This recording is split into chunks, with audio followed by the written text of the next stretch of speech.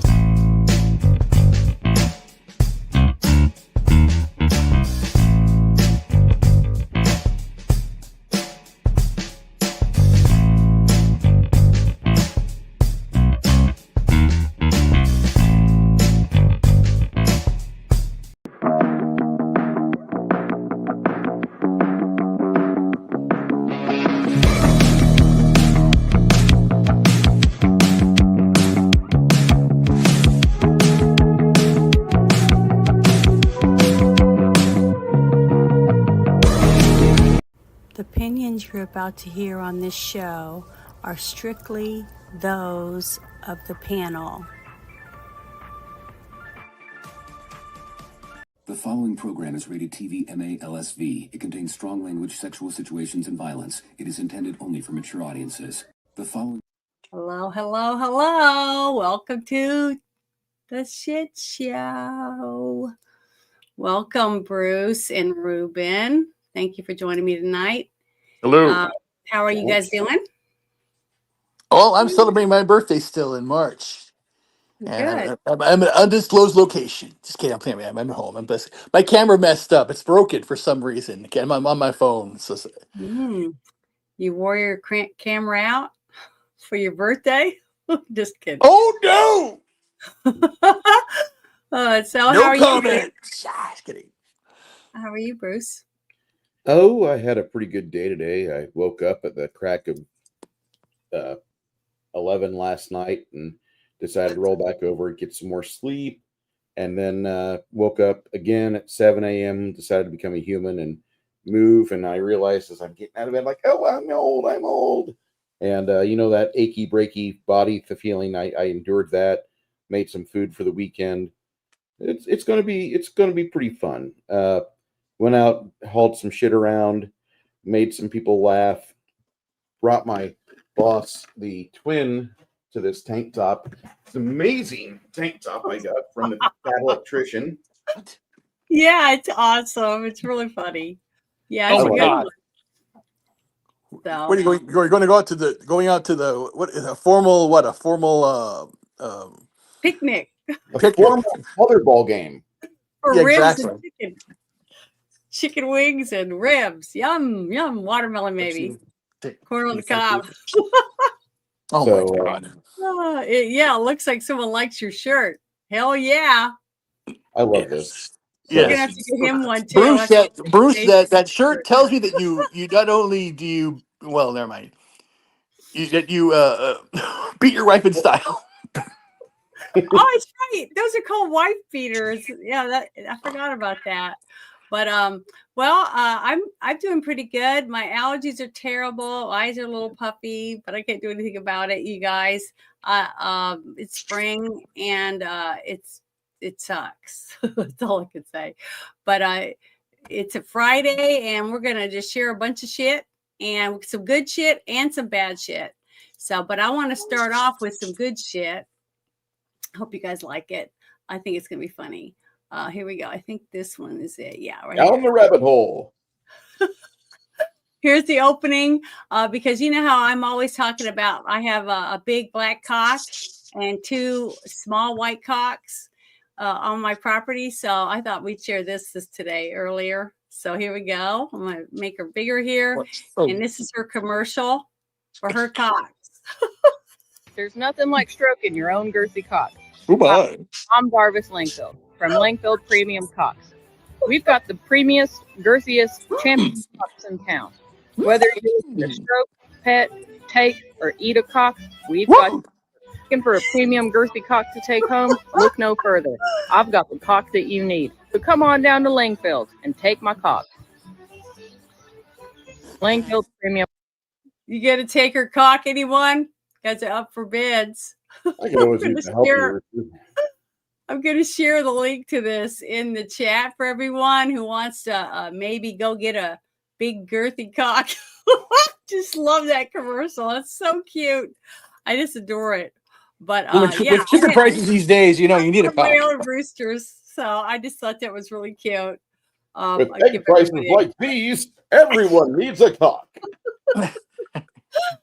Oh, because they really are called cocks, and a lot of people don't realize that. But I think it's great, and she's cute as can be. So here we go. Here's the. I think this is the other one.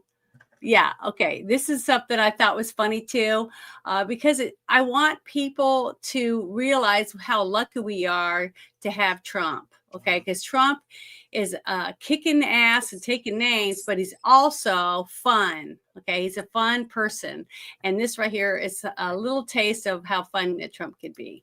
So I thought everybody'd like to see this. Here we go. Hello, Paul. Good morning, Mr. Trump. Oh yeah, I remember this. Today. I hope I can do that. Well, I'm going to try doing your job. It's not going to be easy. Don't do it too well. Try that one on and see if that fits.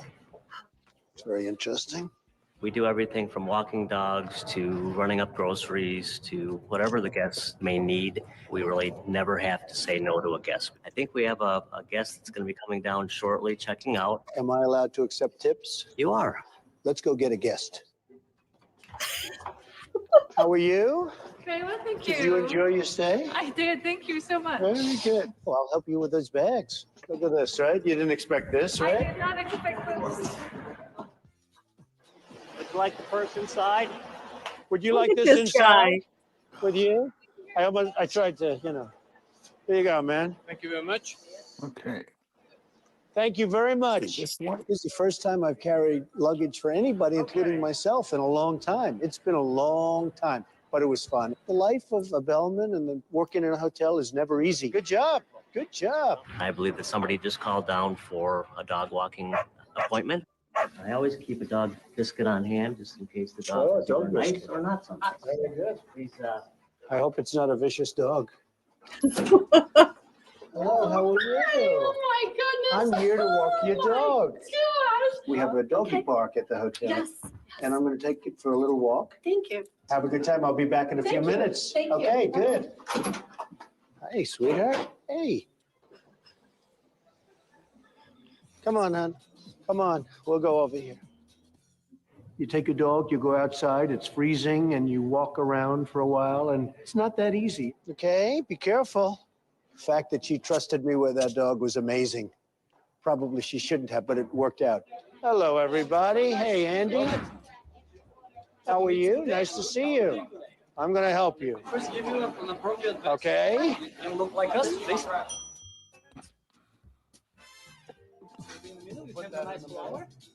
Oh, what would you do What if he happens came if to your somebody door? like me wants to take a bite out of the burger before I bring it to the room? Is that acceptable? Not a good idea. It's Not good?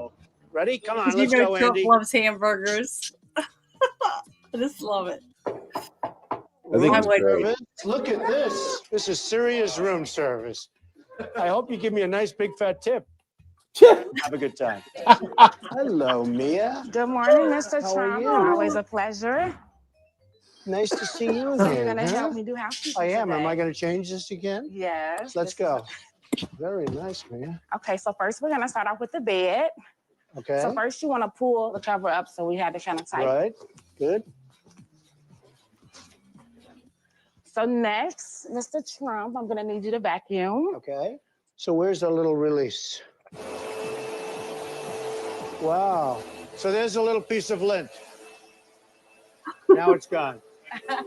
You're great. So now we're gonna go to the bathroom. So I can Oh, get I'm not you into to the bathrooms, man. sinks. I don't know if I could ever do that Yes, job. you can. Only sinks, right? Okay. First, spray the sink. Okay. Okay. Just like a man. They want to I sit like there that. and go, but they don't want to clean it. I like this job, Mia. Oh, then maybe you should come help me all the time. Well, these are 4 jobs that I've never done before. He's gonna remember and this they're day. tough. You have to be sharp. You have to be smart. You have to get along with the people. And it's hard work, not easy, but you love it, right? Yeah. She's fantastic. Thank you very much for doing such a great job. I'm your apprentice. You know And I'm that, hired, right? Yeah. I love him. And the thing is that this gentleman did all these, and he also, remember, he served at Burger King in the drive-through. McDonald's. See, McDonald's. There's completely yeah, different company. McDonald's. It wasn't Burger King. It was McDonald's. Yes. Jen is sure? putting fake news again. God damn it. Yeah, I'm sorry. God damn it, It's a Jen shit is putting show. fake news. It's a shit show. But the thing is I know. that I don't think I'll ever see another president in my lifetime that will do those types of things, or even did those things before they were president. Now, maybe if J.D. Vance becomes president, Correct. I've already seen him do a few things like that. What about Byron Donalds? He's done that too. maybe.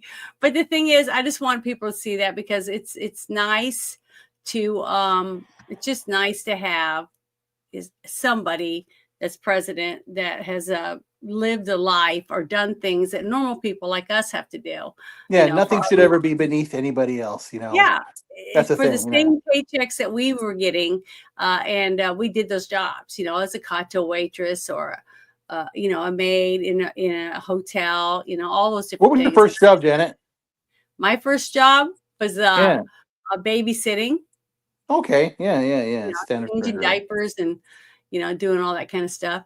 But my second job, my first big job where I had to, you know, actually go to a job was I worked at a chicken plant down the road from my parents' house. So that was my first job too, during the summer, to make money. So you plucked the chickens and all that stuff. Well, I didn't pluck chickens. I had to catch the chickens and put them on the line.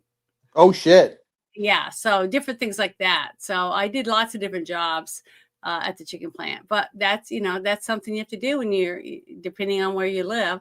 But here's the last thing I want to share before we get started and dig into everything. This one I thought was very, very uplifting. And if I hadn't been searching around, I wouldn't even have found it. Let's see, where is it real quick? Oh, here it is. Okay. Wanted to share this. I didn't know if you guys had seen it.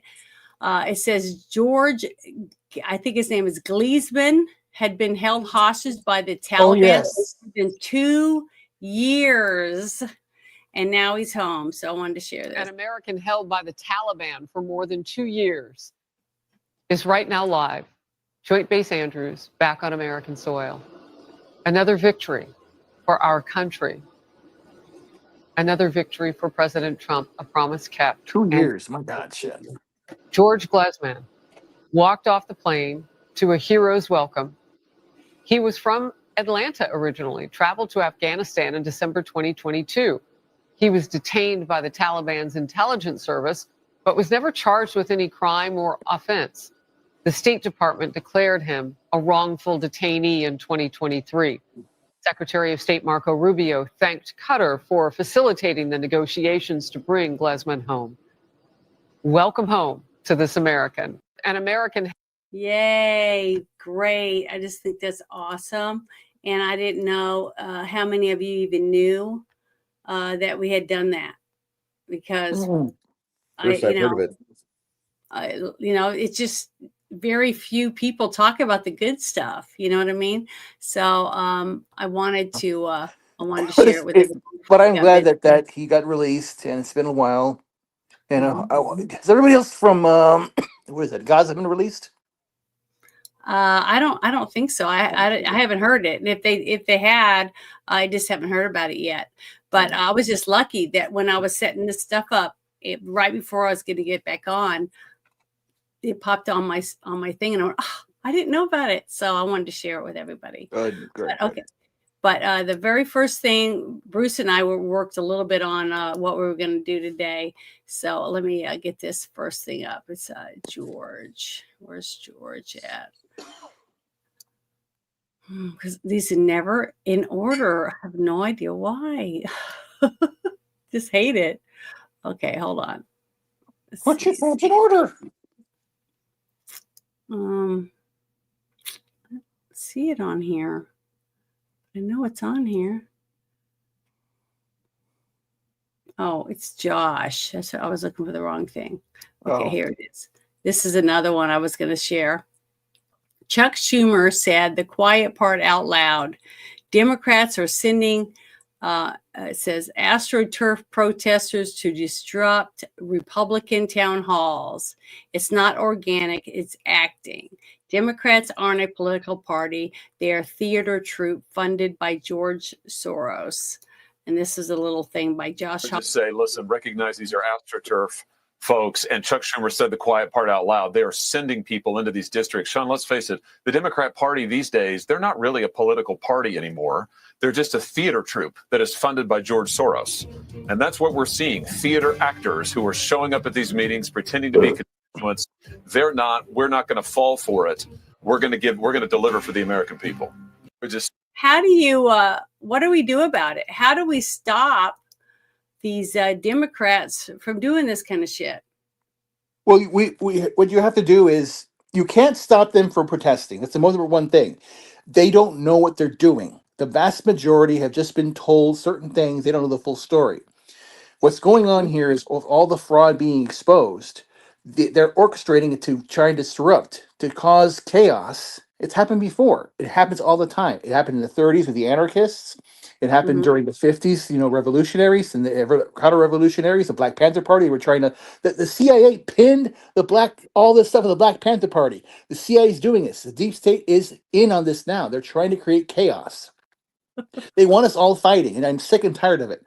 We have to focus on love and being happy with each other. That's the key.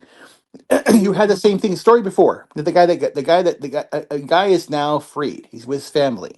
You have people who are suffering right now, and they still been suffering now since all this pandemic time. You know how it is, how we've all been through this. We have to focus on ourselves, and this continuing bashing and bashing and bashing and pushing down it hurts so many people. Got to stop it. Yeah, see, I'm worried about it is because the more they do this, we're seeing them going to dealerships and burning and trashing vehicles.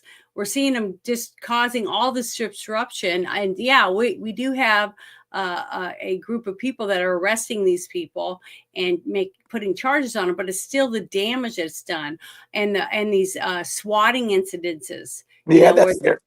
They're just calling the cops and saying that somebody's got a hostage situation and they've already killed somebody and stuff like that. And then they're sending them out to these people's houses. And it's a miracle that someone hasn't already been shot or injured due to those. They have the money, they have the influence, they know where people are. So they can easily put it out on the social media, so-and-so's house information, their family, and to do that. All these people, because even after the cops come at 2:00 in the morning and they get it all straightened out, and then now that they should be on notice with the police department wherever they came from. How many swatting has happened? There was a full flurry, about 10 or 20 of them happened. Yeah, at least 20 that I know of. 60. But how many? 60? About roughly 60 that I saw hinted at. Holy shit! On Twitter. No, that is an organized terrorist. That's terrorist. But even afterward, these people are doxxed because people are calling and having pizzas delivered on cash on demand. Stuff like that. And that's scary. The thought that someone knows where you live, even after you've had death threats, now how do you sleep at night? Knowing that these people could come to your house at any time, kick your door in, and who knows what they might do, throw bottles in your windows or whatever, But here's my problem. Here's my issue. My issue with all of this is we're repeating history again. Here's what I'm saying. 100 years ago, you had radio and television starting out, and you could do anything. You could say anything. What happened? Outrage. That changed. Then we had regulations, FTC, FCC, all that stuff.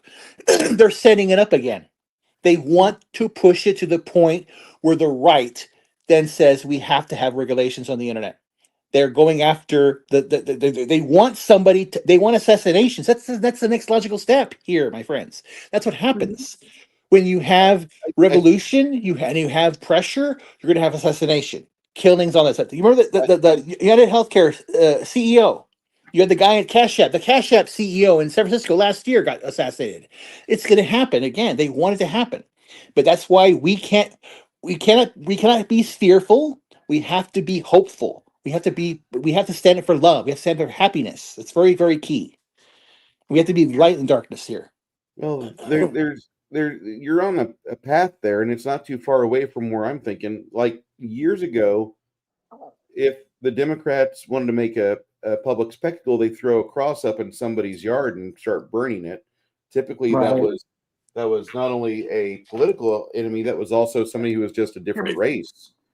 And now we have the party of anger and understanding and tolerance putting, their brown shirts out there, and they're going after the Elon Musk not operated, but the Tesla dealerships, the charging stations, the owners of these cars, which have nothing to do with Elon. Nope. It was just 5 years ago that we were told, man, if you love the environment, you'd buy a Tesla.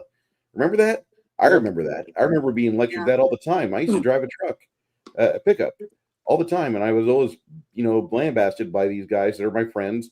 They're like, man, if you really said, you love the environment, you love fishing, hunting, you'd actually just buy a Tesla. You'd haul your equipment out around in that. And I'm like, nah, I'm good.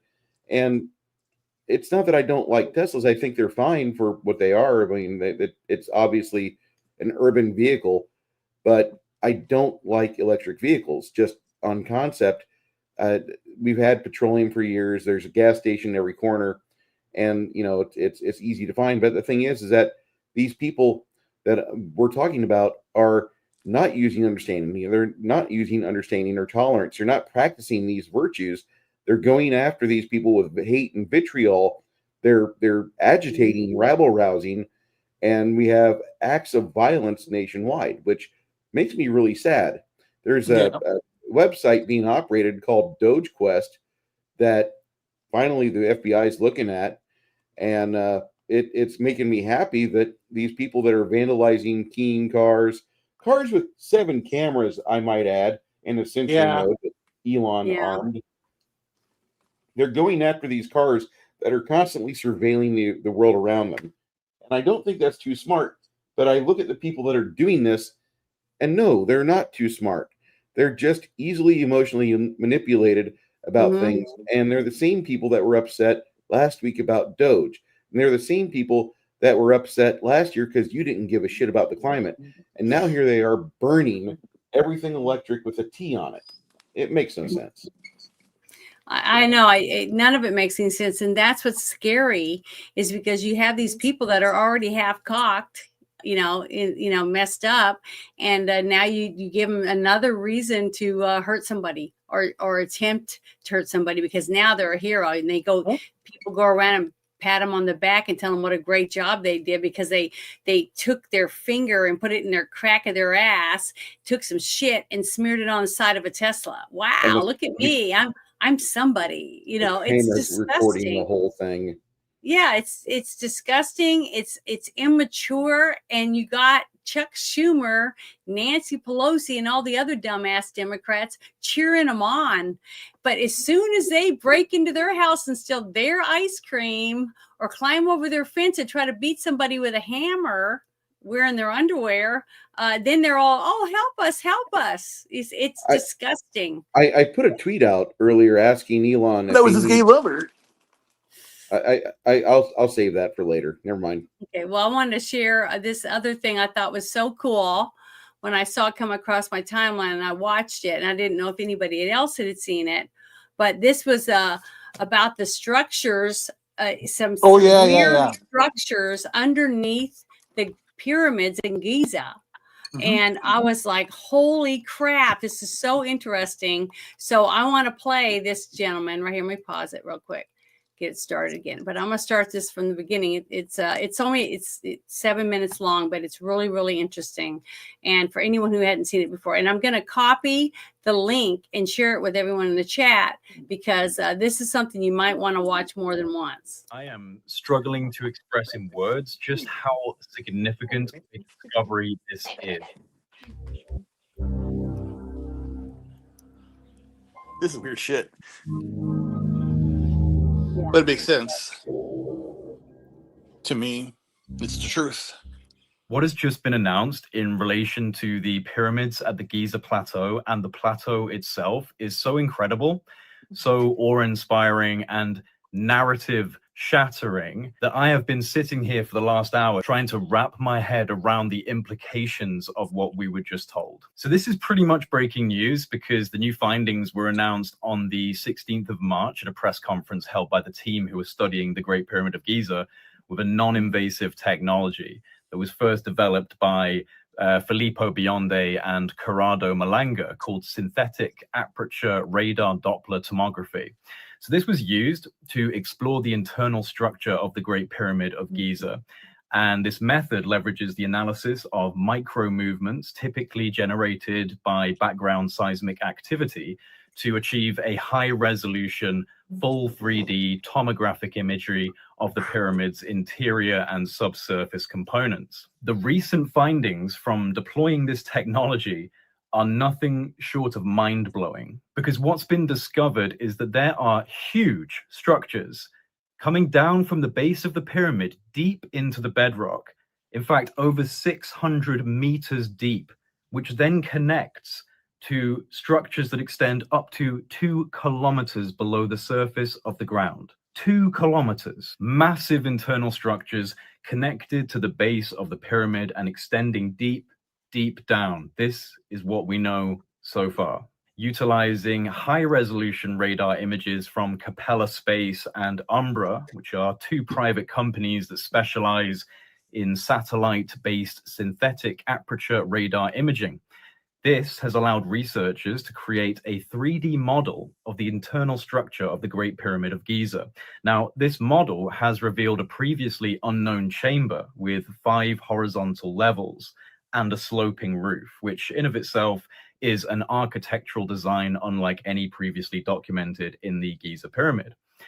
But the most shocking discovery lies beneath the surface, below ground level. Radar tomography has identified vertical cylindrical structures extending for hundreds of meters beneath the pyramid.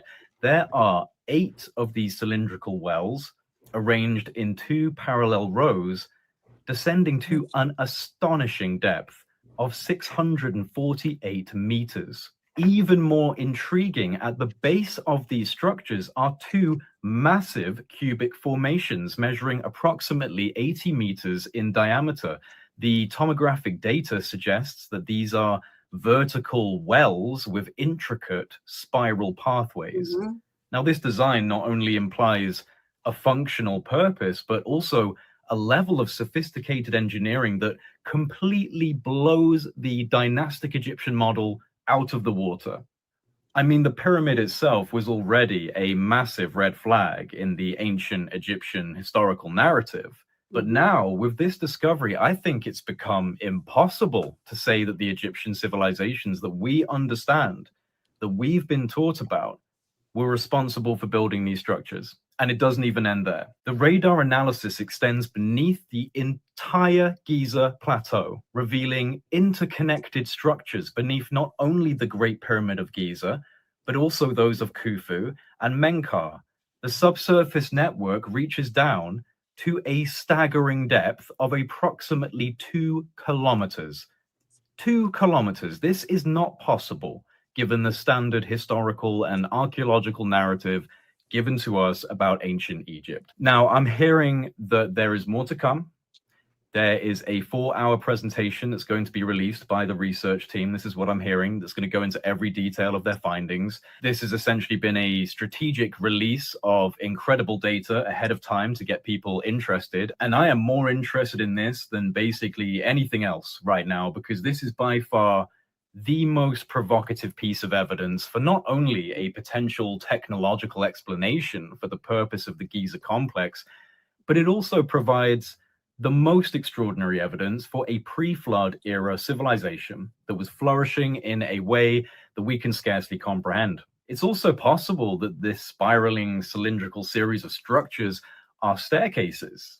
And I can't help but think of the channeled writings of Thoth the Atlantean, the emerald tablets, speaking of a lost hall of records, a sacred hall of knowledge below the Giza plateau, the halls of Amenti. Could this be the lost hall of records from the pre-flood era? Now, obviously, this discovery is extremely controversial. It runs as a complete contradiction of the established narratives and status quo in mainstream academia on these issues.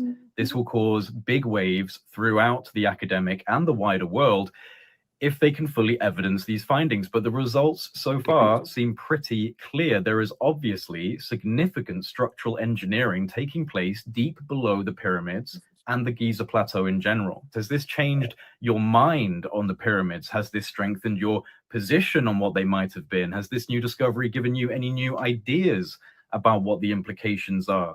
Let me know in the comment section below. And honestly, everyone, share this far and wide. This is such interesting stuff. Don't forget to subscribe, and we'll just have to see where this goes, because rest assured, I'll be keeping a very close eye on any coming announcements and updates on this issue. This plays directly into one of my main interests, which is, of course, prehistorical civilizational implications. What was going on before the global cataclysm?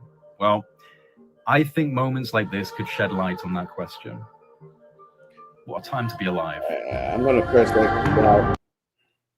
I'm going to press X to doubt. I'm going to press X to doubt because there's been stuff like this before that has been alluded to, and it didn't really pan out the way we thought it would.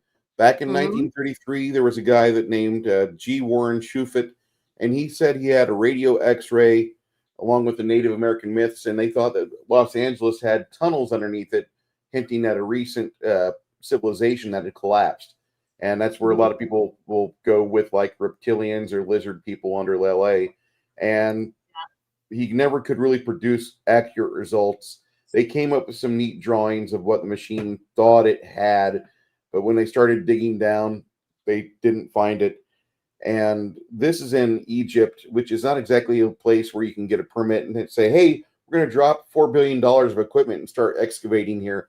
Like the chat said, it'll take between like 3 and 7 decades to get this done properly. It'd be nice, it'd be neat if this is accurate, but I'm just saying, like, this is some George Norrie stuff that is like Mel's Hole. It's a neat little urban myth. It's not going to pan out the way that these guys see it, or the people that are like, see, I told you I saw something in the backyard. The thing is, I have seen lots of things unveiled with some of the opening of some of the tombs and things like that they said they never would do. Okay. Well, it'd be nice if we had answers on this. Like, yeah, but the thing is, what I think will happen is that the smaller pyramid, if they get offered enough money, I think they will let them do something to look underneath somehow to find out if it's really real, because they wouldn't have to dig really, really far, on the one thing to find one of the staircases or whatever it is to see whether it's real or not. Like dig a tunnel down and then go across like they would when they save a kid, it's in a well or whatever, that type of thing, so it wouldn't disturb the pyramid. You know what I'm saying? So something like that, I think they could possibly do that, but on the smaller one, just to see whether or not it's there or not, after they've done their own what is those sonar LiDAR sonar underneath. Yeah. So I don't know. I was really impressed with it because after seeing, I was telling Bruce this earlier today. I said, after seeing the movie Stargate, the very first one when it came out, and seeing how the spaceship landed on the pyramid itself, like it was a base for something big. I don't know. I just thought that made my mind start going, wow, this is really cool. I mean, Well, especially if that ends up coming true. right. I Well, think it's cool. if you'll remember, I told you already that again, like everything's a distraction, and the greatest distraction is the whole idea of the Jewish. You have the Islamic and the Christian wars. It's like it is like War of the Roses. Everyone's fighting over everything, and Yeah. they're trying to hide. This is why the conflicts in the Middle East occur. There is technology there. There's always been it's there. It's always been the Atlantean, defense or energy tapping, whatever it is, which is what I believe that the pyramid is. And again, as I told before, it's the Earth history, human history goes back, millions and millions of years, at least 65, 50, 70 million years or longer for humanity itself, and undocumented, but not it's not proven. But that's what my theory is, and even the Hindus believe that creation on Earth has been 4 billion years. They knew this even before carbon dating happened. So this is a resonator. It's an energy weapon. It's not an energy weapon. It's an energy resonator. Each of those aspects over there, but it's exactly the way it's designed. Those columns aren't columns. They're wells. Think about that. And the way that this is built, it's like a tube with a wire around it. It's electrical. That's a resonator. Yeah. And you see it there. You go back to the video and you see it. The hut, little things that have the V on top of them. Those aren't houses. They're resonators, and they resonate at a certain pitch, so they can play it as an instrument. It can tap into the multidimensional aspects of the universe. Now, for those that don't understand what Ruben just said, I'm not going to boil it down or mansplain it for you, but I'm going to say that if you research Nikolai Tesla, exactly, there you go. And research what he thought about the pyramids, you're going to go down a rabbit hole that you probably weren't really expecting. And the more you read about it, the more frustrated you'll become, because there are some ideas that were started in Wardenclyffe. I believe that's the name of the book. And they were started there. They were never quite actuated or finalized. However, the technology has been revived not long ago. And for those of you that travel outside of the DFW Metroplex, there is a Tesla tower that has been built to test some theories on what was done. If you go by Waxahachie and just look to the west of the interstate, it's in plain view, you'll see it. Yep. And we're not talking different here. This is something that what Ruben's talking about here is theory that was written about almost a century ago or over a century ago, and it's been hidden from the public. John Trump, the uncle of Donald J. Exactly. Trump, he's the one that cleaned out the apartment after his death. Yep. So you can take from that fact what you will, but there has been a lot of information from that apartment that has never been released to the public. Correct. And I doubt we will ever see it in our lifetime.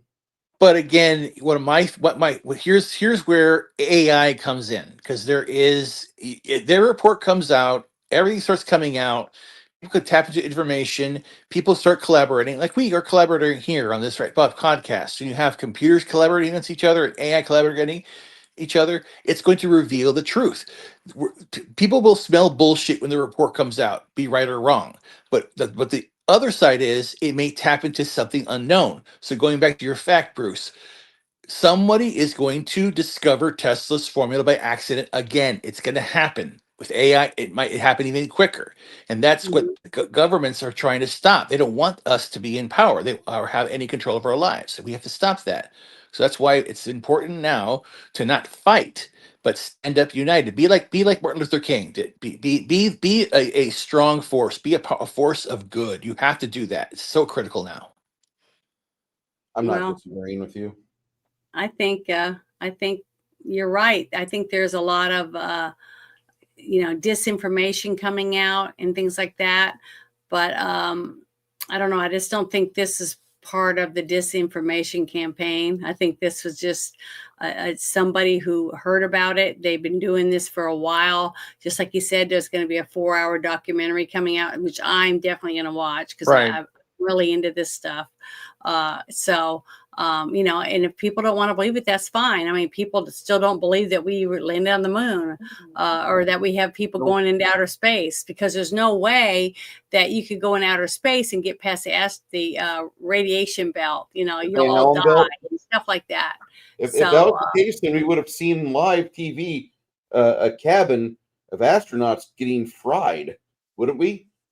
Right. I would think so, but they don't believe that either. See, they think that that's just like what's happened with the White House, the basement in the White House where Biden was supposedly at, you know, that kind of stuff.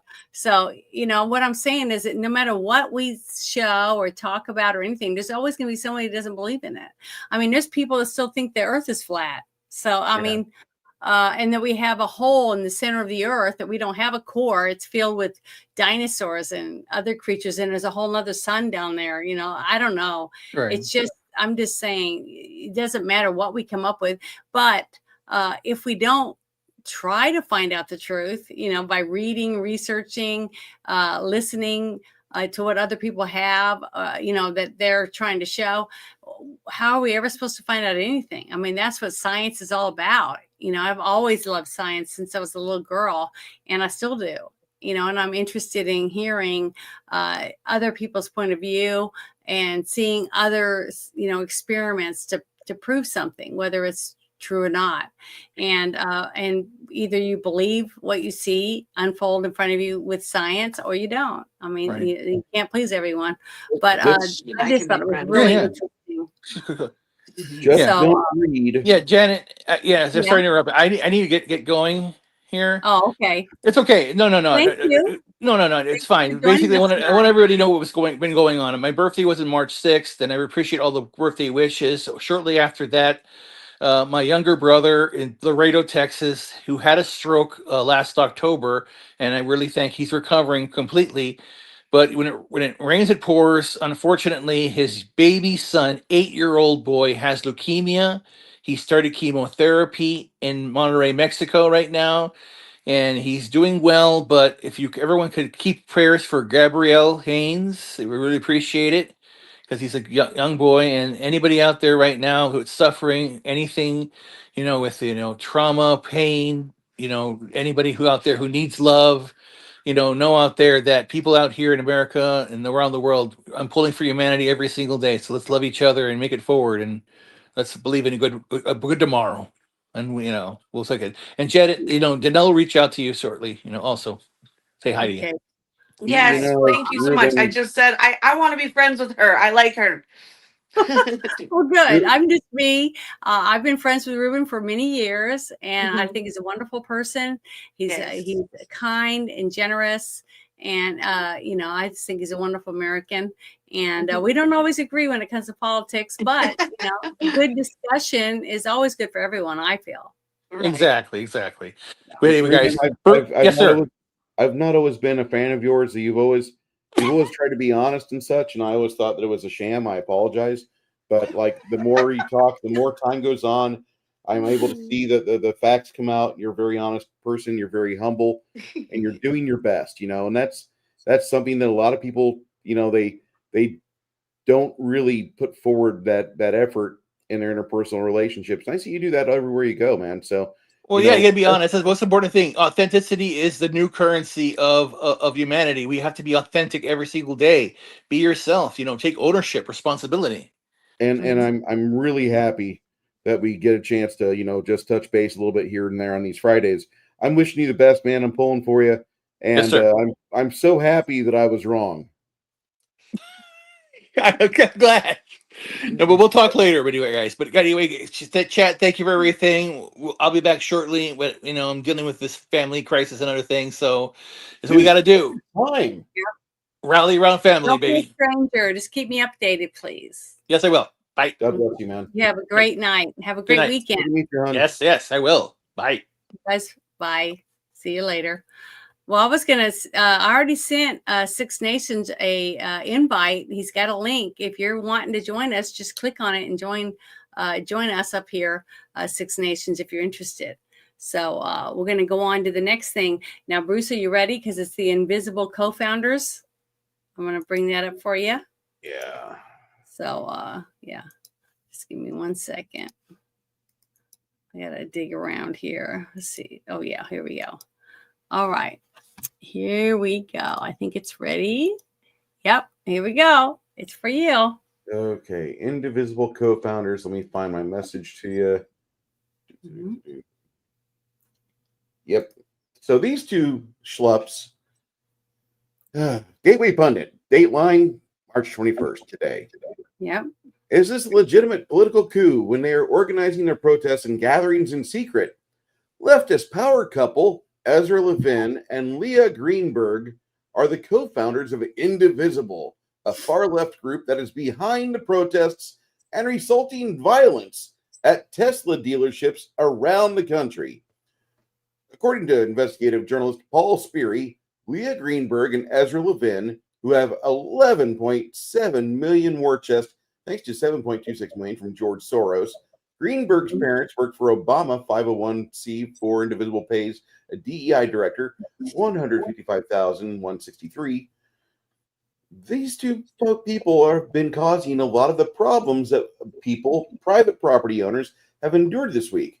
The Real America's Voice host Natalie Winters posted video today of the power couple instructing their supporters on how to avoid federal snooping by subscribing to Telegram and Blue Sky, the pedophile network. Of course, Ezra compares these conservatives working to cut government spending to Nazis. To most leftists, he's completely oblivious to history, the tactics of the Nazis, their tyrannical control of the masses, their violent assaults on opposition parties, and their violence in general. After all, it is Indivisible-inspired far-left goons, brown shirts, modern-day brown shirts, who are torching and vandalizing Teslas and Tesla dealerships. These are not good people. Here's a quote from the transcript. Ezra Levin, what communication technology should we use? Oh, this is a great question. Should we be afraid of malicious federal executive branch snooping on us? Yes, you should, Leah. I've talked about this a few times in prior meetings. Some lessons learned.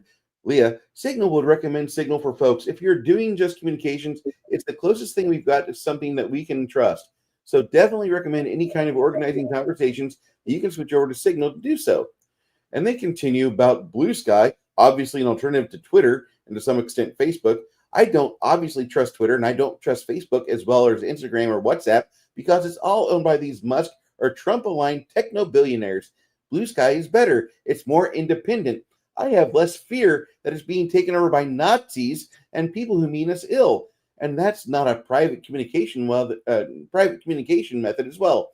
If you're doing private, I would say Signal is better, but for coordinating between indivisible groups, for building relationships with your local press, for building relationships with your local elected officials, for talking to me or Leah, we're both on it. So National Indivisible, I think, is a good place to organize and share information in communities. So what are they afraid of?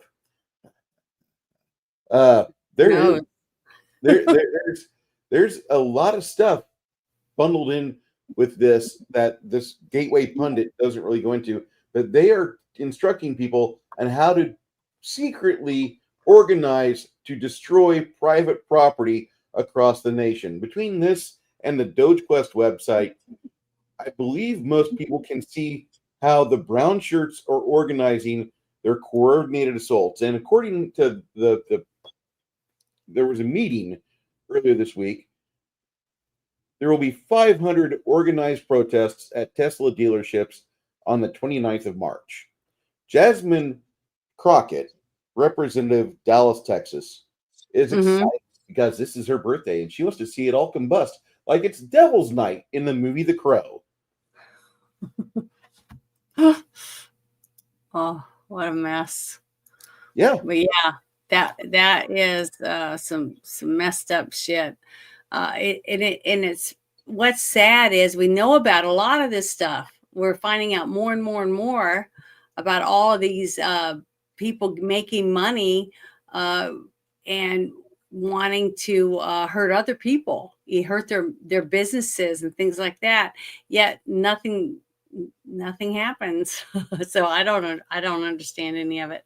I wouldn't say nothing happens. Didn't you see that Pam Bondi, as much as I criticize her on things, they did provide us with 3 arrests this week and sentencing for those 3. And one of them is a transgender terrorist that's getting sentenced to 20 years in prison for Molotoving a Tesla. Did you see that? Oh yeah, I remember I saw that. Was he the one who put his hand down his pants and was smearing it all over the? No, I believe he actually threw a Molotov at a. Oh, that one. Oh, the one who caught on fire. Yeah. Okay, yeah, I remember that. I saw that on the news.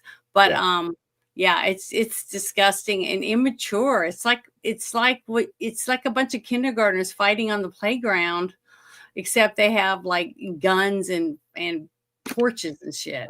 Actually, they don't have guns that we've seen yet, because if they had guns, I think they'd be staying a safe distance away from the lithium battery that could randomly fucking combust and cause a concussion. But instead, no, they're kind of right up on it. I mean, I was so happy when I watched the video of the guy do that Obama fastball, weak ass throw and catch himself on fire. That made me so happy inside. Yeah, I saw that. And yeah, it was pretty bad. But here's the other one that you asked me to bring, the European support for Ukraine. So here you go. It's ready for you. Line, March 21st, Gateway Pundit. And there are other places you can find this story. It's in pieces all over the web, but Gateway Pundit does a good job of assembling your information. European support for Ukraine in complete disarray. Callous plan dead in its tracks among competing initiatives. Yep. After President Donald J. Trump severely curtailed U.S. aid for the Ukrainian war effort, European globalists jumped up ready to take matters in their own hands. But this stance was not an organic one, but rather a result of the ambition of highly unpopular heads of government like the UK's Keir Starmer and France's Emmanuel Macron, as well as Euro bureaucrats like Commissioner Ursula von der Leyen and new top diplomat Kaja Kallas. The result is that you now have several competing and contrasting initiatives, and not one of them is evolving particularly well. Kaja Kallas, for once held high hopes of raising as much as $43 billion in military aid for the Kyiv regime. But as the EU Leaders Summit ended, Kallas's plan has been repeatedly diminished, and all is but dead. Politico reported the problem started, several EU diplomats said, from the plan's inception when former Estonian Prime Minister failed to win prior buy-in from crucial stakeholders. The process has been botched up. One of the diplomats summarized. The original formulation of the Kallas plan has been to ship Ukraine at least 1.5 million rounds of artillery ammunition in 2025. That idea, presented last month, was shot down by Hungarian veto. God bless you, Hungary. Hungary and Poland, the saviors of Europe. Then tried again, banking on a coalition of willing states to dig into their weapon stores and national coffers to deliver up to 40 billion pounds in military aid this year. Unfortunately, once more for Kallas and Ukraine, her plan did not survive impact with the reality of a European Union where interest in making sacrifices for Kyiv varies dramatically from country to country. Southern nations, much further from the Russian threat, are less eager than those in the east or north. But in the end, even France, the bloc's biggest military power, balked at giving a thumbs up to the aid package. 2 days ago, she already wrote EU ministers floating a way more modest plan. The realistic plan would be 5 million pounds for the ammunition, and that's what we're working on right now, she told reporters before the start of the leaders' meeting. This amount of ammunition is available on the market and can be delivered this year. But even the diminished plan has failed to obtain minimal support. On one hand, there's a real Ukraine fatigue in even the most warmongering countries, while others deliver their aid bilaterally. Also, newcomer Kallas did not properly consult with the European power before launching her idea. she didn't even have the European Commission President Ursula von der Leyen on board, a fatal mistake in the EU. The blow to Callas's authority is evident. If you say everywhere as she does, and she's right, that we need to maintain unity, then you also have to prepare such important initiatives in a unity manner, a senior EU diplomat complained.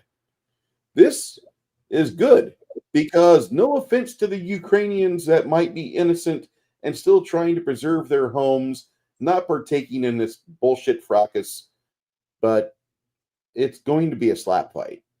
That's what it's going to eventually be. They're going to round up so many conscripts, so many 70-year-old men, march to the front of the Ukrainian border to fight the Russians, who don't have inexhaustible numbers, but they have more.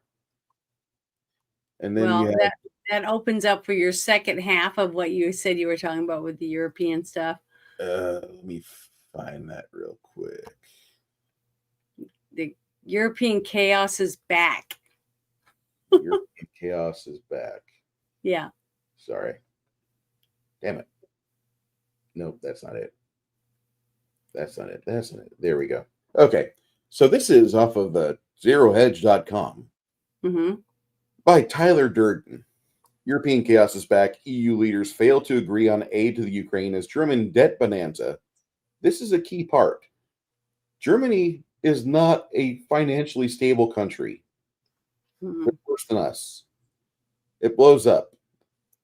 For a brief moment there, it seemed that performative threat of an imminent invasion by Putin would make the European Union less dysfunctional than it always is. And indeed, when it comes to agreeing to have German debt fund everyone's prosperity for a few years, if it meant agreeing that Putin man bad, with hundreds of billions in new debt issuance, there was a shocking agreement across Europe.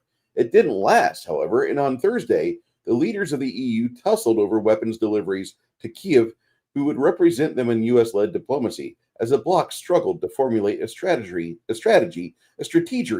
on the Ukraine. As Bloomberg reports, an EU summit in Brussels was unable to agree on delivering £5 billion, $5.4 billion, to secure ammunition for the Ukraine this year, as members including France and Italy balked at committing to specific financial volumes. Giorgia Meloni, I love you. A number of European leaders will meet again in Paris on March 27th to try to drive the process forward, but they too will fail to agree unless Germany agrees to foot the entire bill. The objective for me on Thursday is, first of all, for there to be a renewed and explicit commitment, and perhaps one that is a little more specific, on short-term support for Ukraine. French President Emmanuel Macron said late Thursday as leaders filed out and Macron failed to achieve his objective. Leaders have become increasingly alarmed about being kept out of Trump's dealings with the Kremlin and the risk of being unable to agree on how to help Ukraine defend itself. During the summit, they pored over the sequence of Trump's phone diplomacy this week, which yielded an agreement to halt attacks on energy infrastructure, but fell well short of a ceasefire aimed at ending the 3-year war. EU leaders also sparred over the failure so far to put a forward senior figure as part of the bid to gain entry into the process and represent the 27-member bloc. Spanish Prime Minister Pedro Sanchez said the EU needed a negotiating team and a representative to be at the table, because nobody has accused a bunch of socialists to be able to agree on anything ever. It got funnier. So enamored with Europe with the performative stand against an imminent Russian invasion that people don't even remember what their roles are. And instead, rising tensions led to a heated exchange between Sanchez and the EU's foreign policy chief, rabid Russophobe Kaja Kallas. When the Spanish leader repeated his call for a special envoy in a closed-door meeting, Kallas took offense. "What am I here for?" she said, according to accounts of multiple people briefed on the discussion. Insert the anti-feminist joke here.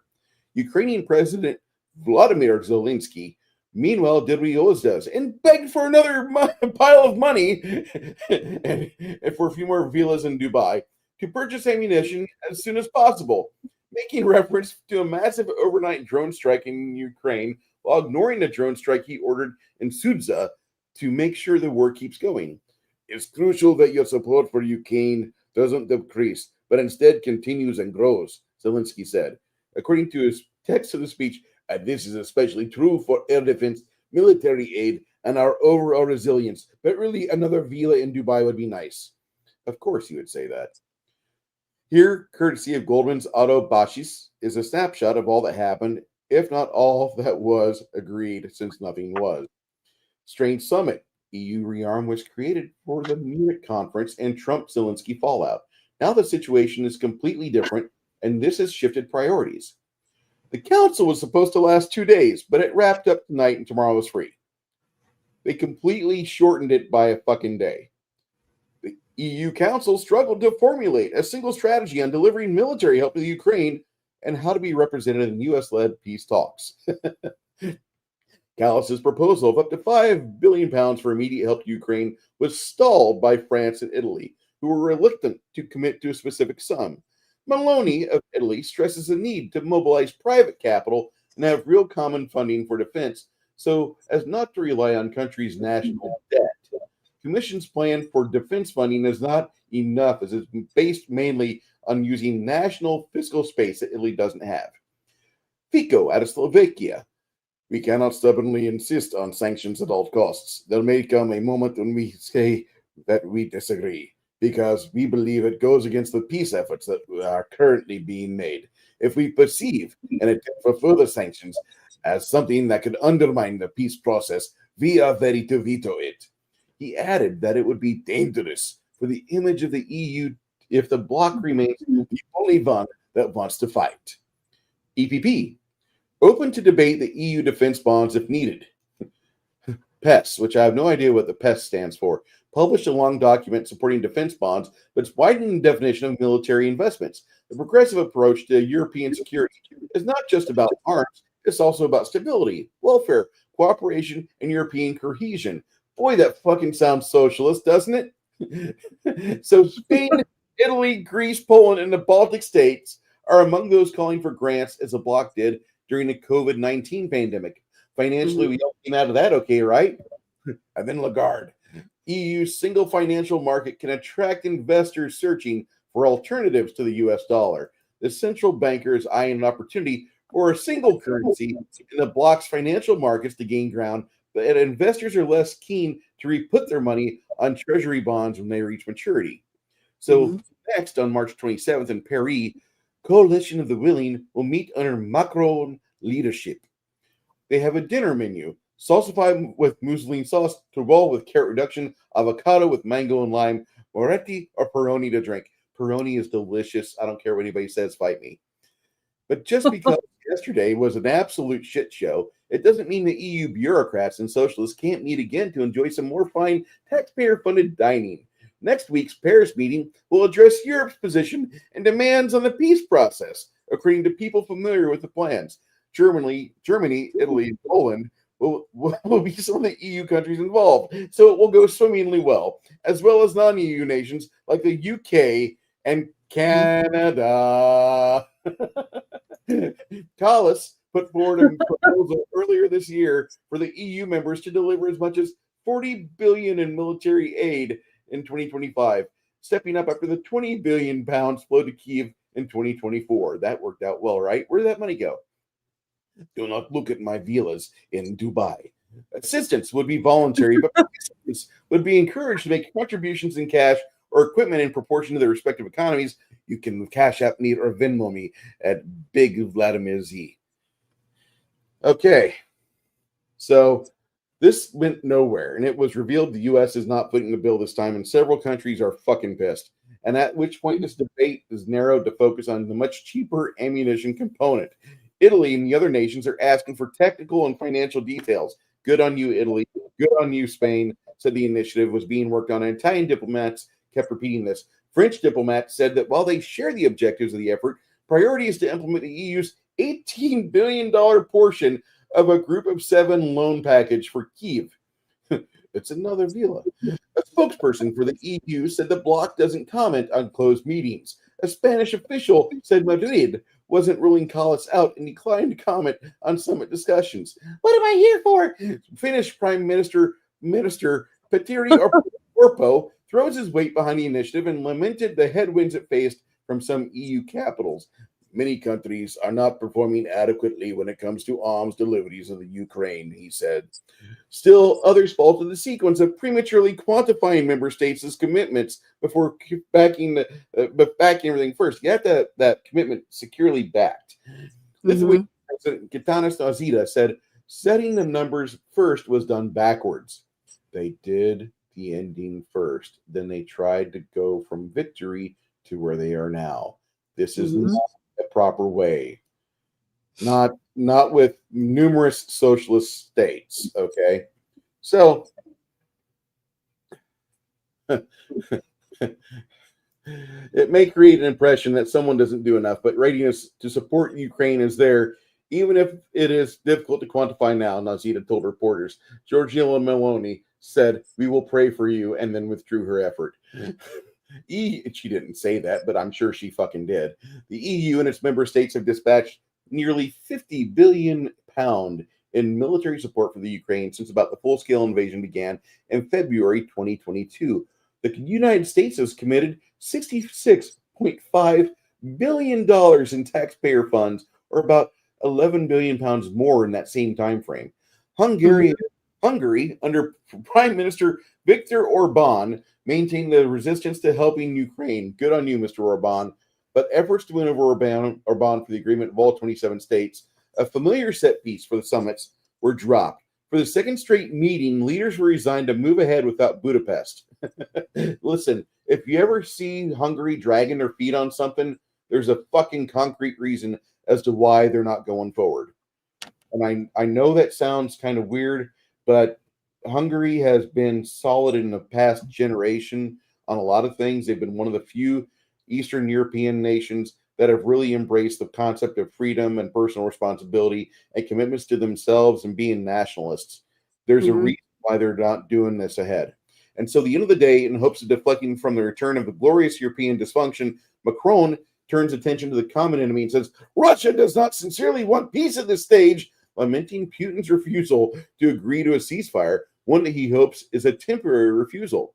And as always, everything Europe says is a projection, because while lamenting that Russia does not want a ceasefire, Europe is bracing not for one, but 2 5-year plans in which to milk German debt capacity to the hilt, but not to steal and embezzle the funds. No, it will all be used to fund defense. The only thing Europe will need for at least 5 to 10 years of solid German debt milking before it's content. And that very belligerent Vladimir Putin, who will not agree to a ceasefire and just can't wait to invade the rest of Europe, will supposedly wait 5 to 10 years before he does invade Europe at the age of, 87? Just to give the ECB enough time to monetize $1 trillion in debt that Germany is about to issue. 1 trillion pounds in debt. So, wow. Yeah, speaking of Germany's debt machine to go into overdrive, it can print money. It will be embezzled and grifted by corrupt progressive politicians. I mean, it'll be used to halt Putin. The party is here, and it's pretty much over. After German stocks soared in recent weeks on hope of the coming 1 trillion in debt proceeds will rise all the boats, the hangover has arrived. And as Bloomberg reported, Germany's new era of big spending is pulling up the borrowing costs across Europe, and it's reigniting jitters around fiscal stability on a continent's periphery. So keep your eyes on Germany, everybody, because the last 2 world wars that started were because of them. Yields on benchmark Italian, Greek, Spanish, and Portuguese bonds are over 30 basis points higher compared to the start of the month. And 4 countries known as PIGS, which were bundled together during Europe's sovereign debt crisis more than a decade ago, still have the highest debt loads on the continent, which make them vulnerable to higher interest rates. And this is understandable. After all, Germany has long been the voice of fiscal discipline in the European Union, pushing for countries like Italy and Spain to tighten their purse strings and opposing the issuance of joint debt. But now that the formerly austere Germany is preparing to spend like a drunken Strumpentruppen, it's no longer has any moral ground over the rest of the pigs. And indeed, Berlin's new, far more relaxed approach to spending will certainly have negative implications of its own for Europe's most indebted countries, and the market is starting to sniff it out. If Germany embraces deficit spending, other nations may follow suit. leading to a more relaxed approach to debt across Europe, said Robert Burrows, a portfolio manager at M&G Investments, who says he has reduced his holdings of the periphery debt. This could weaken confidence in European government bonds, raising borrowing costs for highly indebted nations. So, in short, European sovereign debt crisis part 2 and the obligatory QE from the ECB is just around the corner. Mm-hmm. Get rid of this. Well, I guess you have to go to war. Oh, fuck! So while German yields have also jumped since the start of the month, market consensus is that Europe's biggest economy can easily ramp up spending after years of austerity. It's planned to unlock hundreds of billions of euros in debt finance defense and infrastructure spending got approval from the lawmakers on Friday. And the problem and risk, and on Friday, keep in mind, they had a 2-day summit. Only one of them was used. Everybody was released to go fuck hookers. And the problem and risk is that it will have repercussions beyond the Germany borders, especially when European leaders are supporting the plan to loosen the budget rules. Germany is one of the world's strongest credits. It's got so much fiscal headroom, said Colin Finlayson, a fund manager at Aegon Asset Management who does not use math. If some of the other European countries attempt to try and follow Germany's lead, I don't think it would be as universally well accepted. Let us lead the debt. But it's not just the periphery that's at risk. Indeed, one can now add FNB to the pigs as debt levels in France and Belgium have ballooned in recent years, putting both countries ahead of Spain and Portugal in terms of debt to GDP. A blowout of French bonds last year showed how quickly the bond vigilantes resurface when highly indebted countries announce plans to increase spending. So recent analysis by Eurasian SLJ Capital Chief found that the major 27 EU member countries, only Germany, the Netherlands, Sweden, and Ireland have fiscal space to meaningfully increase fiscal spending. And he argues that a rise in the bond yields could lead to a widening of interest rate spreads and greater financing burdens for other parts of Europe, with France, Spain, and Greece among the most vulnerable. This sounds like a build-up to war. Germany, stepping on the gas pedal, will elevate the entire interest rate spectrum in Europe, Jen says in an interview. We've witnessed what the bond vigilantes can do. EU finance ministers have also expressed concern that bond investors will be reluctant to finance the defense outlays, and officials in Brussels said they fear a broader ramp-up in spending would deepen the bond market sell-off. It's so bad, some countries are going back to where Greece was, when it tried to cover up its first massive debt load with various FX swaps before everything blew up and sparked the first fucking European sovereign debt crisis, according to Bloomberg, as I call it. Countries are trying creative ways for more defense spending without pissing off the investors. Belgium's reported to be considering the sale of a portion of the gold reserves to bolster the defense budget. And the people that usually buy those gold reserves, the first ones at the table is China. They always go, when they sniff out somebody that's ready to unload gold, it's always China. And Italy has presented a proposal to leverage private capital via a multi-layered structure of state and EU guarantees. The EU has also issued a proposal to extend £150 billion, $158 billion in loans. The debt levels are extremely high, and we spent most of last year talking about how to reduce them, said Alex Everett, a fund manager at Aberdeen Group PIC. If we can avoid a PLC, if we can avoid a situation where France, Italy, and everyone else are being pushed that bit harder to borrow on their own, that would be preferable. Oh, wow. You're encouraging everybody to take their own load, not share the debt? Oh, wow. In short, now that the giddy spending euphoria is over, it's time to figure out where the money actually comes from. And suddenly we're right back at square one, where only the U.S., who just cut off its U.S. aid and its reserve currency, can pretend it can fund any extended military effort to contain Russia.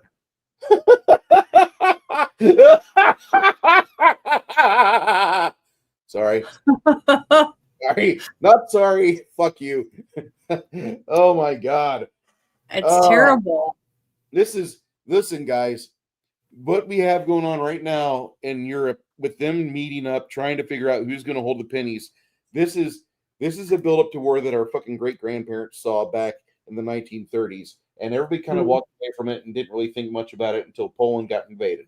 And then we still ignored it until fucking Pearl Harbor had a flyover. Okay? Yeah. This is serious shit. And the bad thing is that I don't really think Russia's the bad guy in this. We have a drunken sailor spinning like crazy over in fucking Munich, and they don't know how to fucking stop. Janet, you want to say anything? You want to add something to the table? I don't really know what to say. Is the fact that that they are just burying themselves. They are. In debt, and they're filling their country with other people that hate their country and want to put all their women in chains, basically. It's getting so deep. I don't know how they don't see it already. I mean, when you have the whole city of London stopping 5 times a day to pray, and the streets stop and everything because they're all over the place, you know. Man, I'm so happy we don't have that here. If we have that here, I'm probably not going to be able to stop on Yeah, time. but what happens when they take over that country? What happens to us? What do you mean? What happens to us? I'll be. I mean, what dead. happens to us? I mean, If with all that the happens, trade I'm and already anything dead. else. I'm already gone. Well, Figure it out. You know, I mean, that's the thing. Like, most people wouldn't want to have that in their neighborhood. You know, and there might be some like, oh, we have Muslims in our neighborhood. We have a mosque here. It's not that bad. They don't do prayer call on the speakers outside. Yeah, just let me know when they're mounting the speakers on the exterior fences and walls of the fucking mosque property, okay? Because that's when your life is getting ready to turn to shit. Because you're going to be hearing that The garbage. sad truth is that these people have no respect for anyone that isn't in their religion. And the thing So is that it's all not, these countries that were mentioned, it's not fair when it comes to the laws, okay? And when they come in, I mean, all you got to do is look at some of the areas. What is it? Isn't it Minnesota that are pretty much overrun with it? I don't know. I just don't know what's going to happen. Honestly, I hope I'm not alive, but I feel bad for our great grandchildren, what their life is going to be like, because we didn't do anything. We didn't do enough. I hope we teach them right. I hope we teach them how to fight and be resisting. And I hope we do our best. But, you know, if I'm in the ground, it's not my fault and it's not my problem anymore. Mm-hmm. Well, I'm not going to be buried in the ground. I'm going to be cremated, but it's the same for me. I'm not going to be here to do anything. But the thing is that I don't know. It's just sad that so many people high up in the government are just wandering around like it doesn't affect me. I'm making money now and I'm going to be happy now. I could care less what happens to everyone after I'm gone. And make I money. kind of have that opinion, you know, because I'm trying my best to fortify my future. But at the same time, you know, I recognize some things that I'm not having to worry about this after I'm out. I've done what I can. I've tried to educate as many people as I can. My family, I hope they're strong. But you know, I mean, when I'm out, see ya. I tried to talk to you reasonably, and you all, you know, said I was a hate monger, or you said that I was intolerant or bigot or whatever. And fine, whatever. You know, if you want to listen to the newspeak, that's great. You know, you're amazing. You know, I don't want to watch the movie Brazil happen in real time, but yet we get to be in that movie theater all together. Yeah. Yeah, I know exactly what you're saying. And it's just, I don't know. To me, it's heartbreaking because we are trying to recover just from 4 years, well, maybe 6, because the 2 years that we were enveloped with the COVID on top of the 4 years we had after that, of the spending this out the wazoo until, I mean, trillions and trillions of dollars in debt that we're going to be paying for a long time. And we're finding where a lot of this trillions of dollars went. And yet, even though we're finding this wasteful spending, they're throwing a fit like we opened their little kids' bank piggy banks and bashed them open and took all their money out of it. You know, even though it's our money, that they were spending on all this shit, not theirs. When you reveal the fraud and the people, there's a group of people out there screaming that you revealed fraud. You found the people that are committing it. You found the people that are responsible for stowing money that's not theirs in their own cookie jar. And the thing is that too many people aren't thinking this through. They're just letting CNN or MSNBC or Fox News just lecture to them about how bad it is that Pam Bondi is telling us to wait on things, and Doge is out there revealing millions of dollars of wasted taxpayer funds because those 130-year-old Social Security receivers need that check because it was getting cashed up until 2 weeks ago. And damn it, now Doge and Elon Musk are capitulating against families, and they're trying to break the spine of the country because they want to be selfish and they want to take away all the wasteful spending. My great great grandfather needed that money that I was receiving and cashing every month. I need that $1,800. There was 4 checks a month because we've had family members, they're still alive. They still vote every 4 years. Yeah, I know. Well, all I know is I work the polls. I've served jury duty. I've picked up trash on the side of the road. I volunteer as much as I can. I work. I mow. I do as much as I can to be the best American citizen I can be. But after you've done it for so long, and you just see how they just run over you with the lawnmower over and over again, because you're just nothing. You're just a means to money that they can spend. I just want to take the lawnmower and mow over some other people with it. You know what I mean? That's how I feel.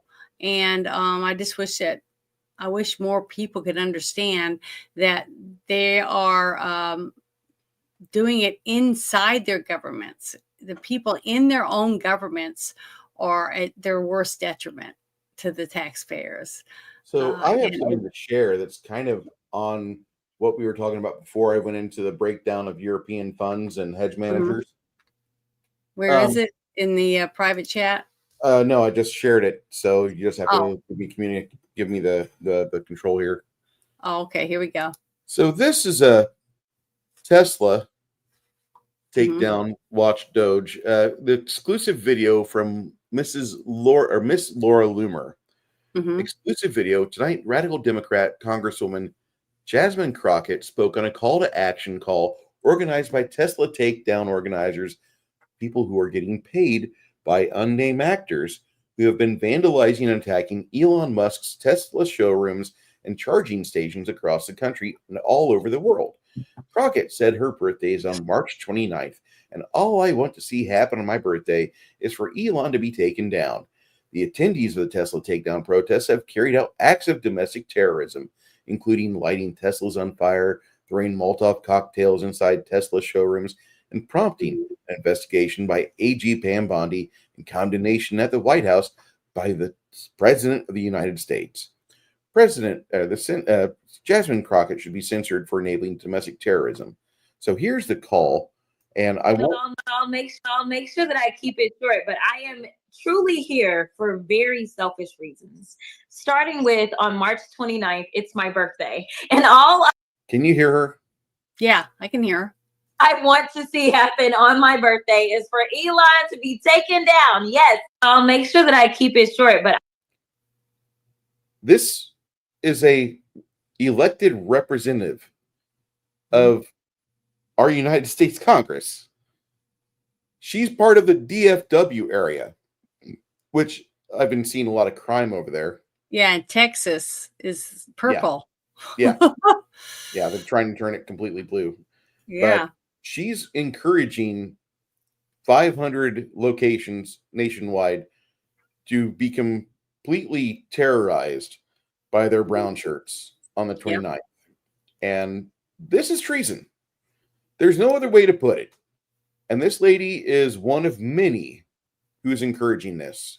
She's one of the most vocal members, one of the most prominent members, but I don't see things happening the way I'd like them to.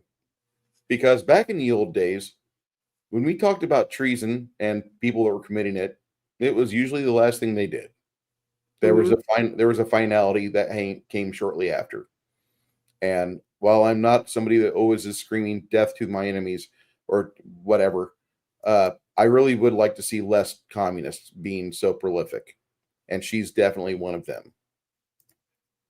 Mm-hmm. Definitely.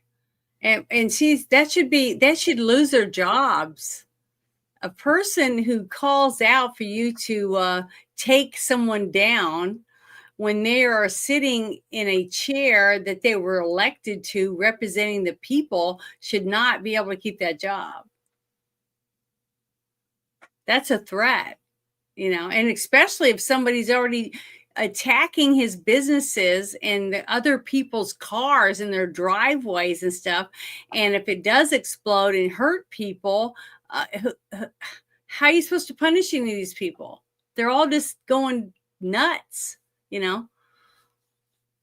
I don't know. I just don't understand. I don't know how they can get away with just doing this shit and nobody's being held accountable for any of it. It just doesn't, it's just not right. None of this is right. It's horrible. This is all horrible. But I'm going to bring up this next thing. Let's see, the activist judge one. So you ready for that one? So hold on. Let me get it. Yeah, remember this one? Activist judge interprets Trump. Okay. Hold on. I got to scroll through here. Okay. Okay. You find it? Yep. Okay. Activist Trump interprets Trump's January 6th. Activist judge interprets Trump's January 6th pardons, and he orders the J6er Dan Wilson to self-surrender on the 2nd of April. By Jen Baker. The fight for freedom of January 6th defendants continues 2 months after President Trump issued pardons for over 1,500 of them. Dan Wilson received his pardon, yet activist judge Dabney Friedrich is doing everything she can see him behind bars. She's doing everything she can to see him behind bars. Wilson has been fighting a case that is directly related to the January 6th inspired FBI raid on his home. He was arrested after the FBI finished searching the residence, although he was not arrested for his attendance on January 6th. Wait, what? The warrant was for J6, but he was arrested for another reason and not J6 at the time. His arrest was for having guns at his home in Kentucky. Over 30 years ago, as a very young man, he became a felon and served his time in prison. He should not have had the guns in his home. And this is something that is not debatable. However, they found guns in his home is. Yeah. Presidential pardon for the J6er said, grant a full, complete, and unconditional pardon to all other individuals convicted of offenses related to the events that occurred at or near the U.S. Capitol on J6 2021. The Attorney General shall administer and effectuate the immediate issuance of certificates of pardons to all individuals related to the events that occurred at near the U.S. Capitol on this date, currently held in prison, released immediately. The Bureau of Prisons shall immediately implement all the instructions from the DOJ regarding this directive. And I further direct the Attorney General to pursue dismissal with prejudice to the government of all pending indictments against individuals for their conduct related to the events at or near the U.S. Capitol on J6 2021. The Bureau of Prisons shall immediately implement all instructions from the DOJ regarding the directive. Several judges have correctly ruled that this pardon includes any charges related to J6. But this means, if anything, it stems from J6, people should be dismissed. The fruit of the poisonous tree defense. Even with Wilson's case, the DOJ is not contesting this. In fact, the only one is contesting is Judge Friedrich. If J6 charges are considered null and void or mute, then other charges would never exist. Benjamin Martin and Jeremy Brown are just two J6 hostages that had to fight for their release. Their judges finally upheld the language of the pardon as completely covering anything related to J6 and ordered their immediate release. Both men, along with others, are facing their freedom being taken away again if the maniacal judge gets their way. So this Friedrich has been a blatant activist against the hostages of January 6th. She's used her position and power to destroy the lives of the defendants who came before her in her tarnished courtroom. To make sure her legacy of destruction and egregious punishment does not get tossed aside, she's doubling down on Dan Wilson. Her ego has taken a beating after President Trump annihilated all the hard work she did in making sure that innocent Americans suffered the ultimate price by the swipe of his pen. And in her response, she asserts that only the things that occurred at the Capitol and only on January 6th are within the scope of the pardon. So she's really just going after straws here. This is not fought and won by Wilson and the legal team. Then every defendant that had charges stemming from their J6 case could be facing that return to prison. And Judge Friedrich is trying to set precedents so she can make that happen on the abusive legacy, and she wants it to stay intact. Dan Wilson and the outstanding legal team led by attorney George Pallas are hard at work trying to keep Wilson and, in turn, other J6ers from going back to prison, which is funny because when you think about this, wasn't at J6, he wasn't at the Capitol, was affiliated with it, but they went and raided his home looking for guns, which he had. Okay, you're a felon, you're not supposed to have Of those. course, they knew he'd have guns. Yeah, and it's a nasty battle, and one you can help fight, blah, blah, blah. She's been ordered to turn herself into prison. Wilson's been ordered to turn himself into prison on the 2nd of April. Pallas and his team have less than 2 weeks to do the work they need to do and gather the information. So we could see Dan and many more going back to prison. This will be a long battle, and these people in power taking every advantage. And she's an ego-ridden, biased activist judge with TDS. She's misused her position of power in every J6 case she's presided over. She has every case she has gone into with a J6er, she's put him as hard of a punishment as they can.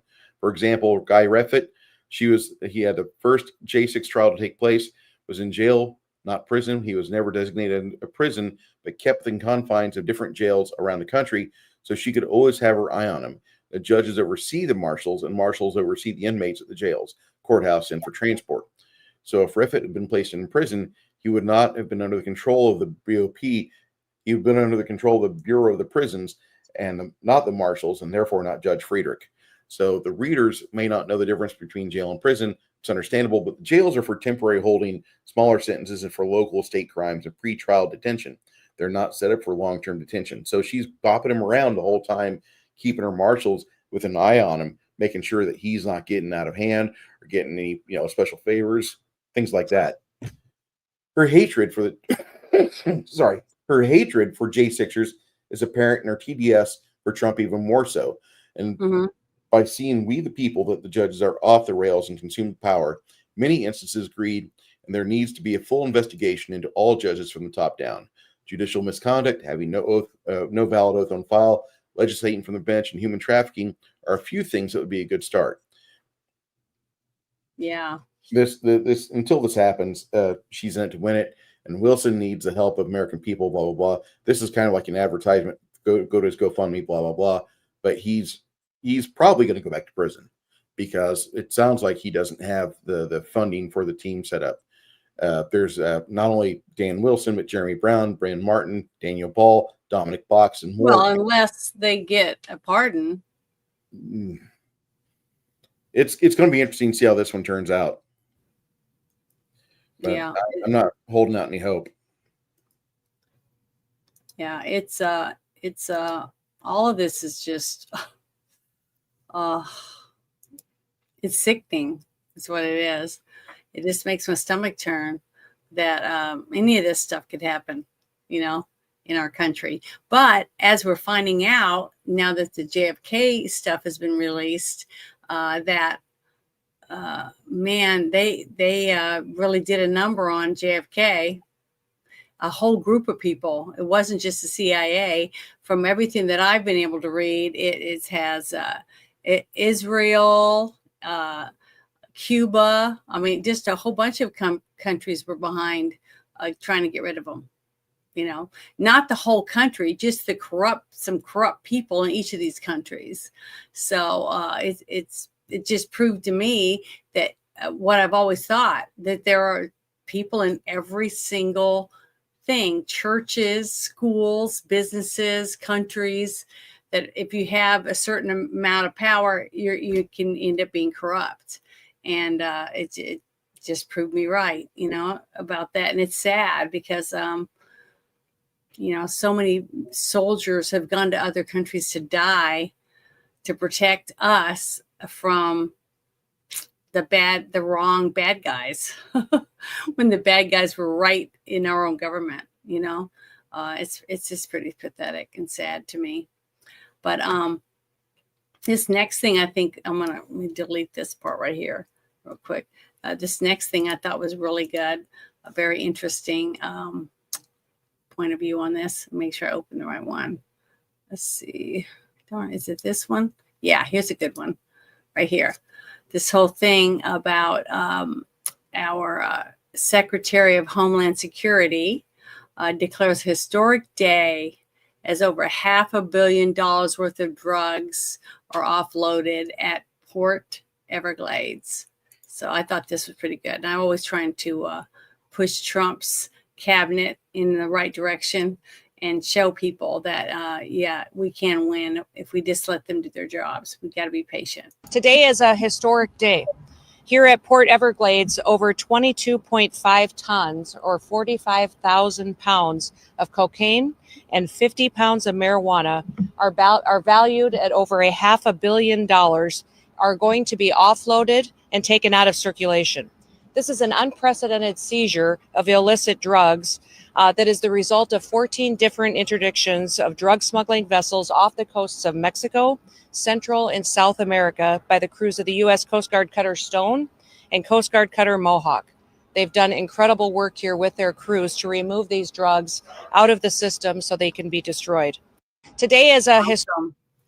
So they're all doing their part. They're all trying to do the job that they were put in there to do by Trump. And we just have to be patient and let them do their jobs. And even Pam Bondi, okay. I struggle. I know, but it's only been how many days? Okay, it's taken many years to get to where we are right now. And we put these people in, and they have a tremendous, huge mountain of garbage that they have to sift through and find the law, the constitutional laws, and prosecute these people once they get them. So we just have to be patient and let them do it one at a time, whatever it takes. But we have 4 years to arrest and put a lot of these people away and hopefully execute a few, because I've heard that Trump wants to make it a law to execute, child pedophiles and traffickers. So I'm hoping that, some of this good stuff starts happening, but we just have to be patient. And I know it's hard to be patient after waiting all this time, but, I want to give them the benefit of the doubt. But this next thing I think is pretty darn good. I've been like, what is this? This is awesome, I think. So hopefully, I think this is it right here. Let's see if it is. Oh, yeah. Okay. Breaking news. Secretary Hegseth just ordered the declassification and release of the Benghazi files. So I want to listen to this. This is pretty good. I'm excited about Jeremy it. Harrell here, Elevate TV. Look, we're getting ready to start live from America at 11 a.m. Eastern Standard Time. But I wanted to quickly jump on here as we're getting ready for the show here to let you know that Secretary Pete Hegseth has ordered the release and the declassification of the Benghazi files, which is the first step in going after somebody that should have been locked up in Trump's first term, Hillary Rodham Clinton. Justice must be done, and we need to go back and revisit what Hillary Clinton did in Benghazi before and after. The emails, all of it, the bleach spit, the hammers. I wonder if that was the same hammer that was used on Paul Pelosi. Anyway, folks, Benghazi files ordered to be classified and released. JFK files, the rest of those coming out today. It's going to be a big one. See you at 11. Yeah, that was really good. And the fact that a little here and a little there may not be what everybody wants, because everybody wants a truckload of evidence all dumped out in our front yard. We can't do it that way. We need to let it come out and let it be talked about and let people see it as it's unfolding, one thing at a time, because believe me, we got a lot. I mean, we could have popcorn every day and never run out. Sad news. What? Two-time heavyweight champion George Foreman died today at the age of 76. Oh, really? Big George Foreman, one of the most, this is off of ESPN. I put the link in your private chat. Big George Foreman was one of the most influential and recognizable boxers of all time. He died Friday. His family announced on social media. he was 76. Foreman, who captured an Olympic gold medal in 1968, was a two-time heavyweight champion and Hall of Fame boxer. He's best known for the historic Rumble in the Jungle bout with Muhammad Ali in 1974 in Zaire, a fight Foreman lost in an upset via 8th round KO. It's arguably the most famous fight of all time, and the When We Were Kings film that chronicled the fight won an Oscar for Best Documentary Feature. Foreman, of course, made history yet again later in his career. He fought 5 more times after he lost the heavyweight championship to Ali, age 25, including a 5th round TKO over Joe Frazier, whom he stopped in 2 rounds to first win the title, and a 5th round KO of Ron Lyle in a classical slugfest. Mm-hmm. After the 5th fight at 28, he shockingly announced retirement and began a career as an ordained minister in his native Texas. He was retired for 10 years, and he returned to boxing at age 38 in 1987. He went on to mount arguably the most impressive sports comeback ever.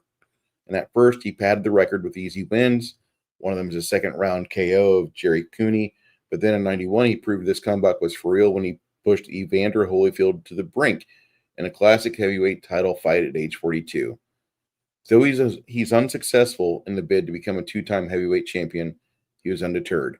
And 5 fights later, following a loss to Tommy Morrison, he accomplished the unthinkable.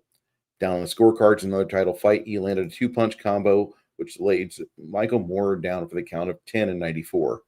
And at the age of 45 and 299 days old, he was once again the heavyweight champion of the world, the oldest man in history to hold boxing's greatest prize. He's the oldest champion ever, a record that stood for 20 years. It happened, Jim Lampley called on the HBO broadcast. It happened. Foreman went on to have a successful career alongside Lampley as an HBO boxing analyst, and the greatest success outside the ring is yet to come. That same year that Foreman defeats Moorer, he launches an eponymous grill. He went on to sell more than 100 million grills worldwide, which I believe I have too. In 1999, he sold the commercial rights to the George Foreman grill for $138 million. Foreman's final fight came in 97, a majority decision loss to Shannon Briggs. He held his role with HBO as a ringside analyst for 12 years, ending in 2004. The Ring named Foreman the 9th greatest puncher of all time, and in 2002, one of the 25 best boxers of the past 80 years, which I completely agree with. In a statement, Top Rank called Foreman one of the biggest punchers and personalities the sport has ever seen. George was a great friend, not only to myself, but my entire family, Top Rank Chairman Rob Arum said. We've lost a family member and are absolutely devastated. That's fresh off ESPN.com. George Foreman once again has passed away on this day. God bless his soul. Yeah, did you see what Six Nations said right here? George Foreman has been called home. He's joining Team Kick-Ass for the second coming. Yeah, he really is. That's a really good one. And this one's pretty good. Whoever holds this hammer, if he be worthy, shall possess the power of David Pape. I think I mispronounced that. But the thing is that he had a long, wonderful life. I mean, a lot of people don't live to be that old. 76. Anymore. Yeah, that's a champion right there. Yeah. So yeah, I just remember him in all the info commercials, with the Foreman grill and stuff. So, because I'm not, I've never really been really big into sports and all that stuff. But this next thing was another thing I thought was, what is going on with this? But here we go. It says, Barack Obama, more than any other politician in the world, fed the transgender movement. So I was going to play this for everybody to watch. Make sure it's turned up. Yeah, here we go. May the 6th of 2016, President Obama sent a letter to every school district in the United States. And President Obama said, every child has a right to use the bathroom of the gender that they identify with. And President Obama threatened the state departments of education. If you don't let transgender children use the bathroom of the gender they identify with, we will cut your funding. We will cut your money. We will cut your grants. And so Barack Obama, more than any other politician in the world, fed the transgender movement.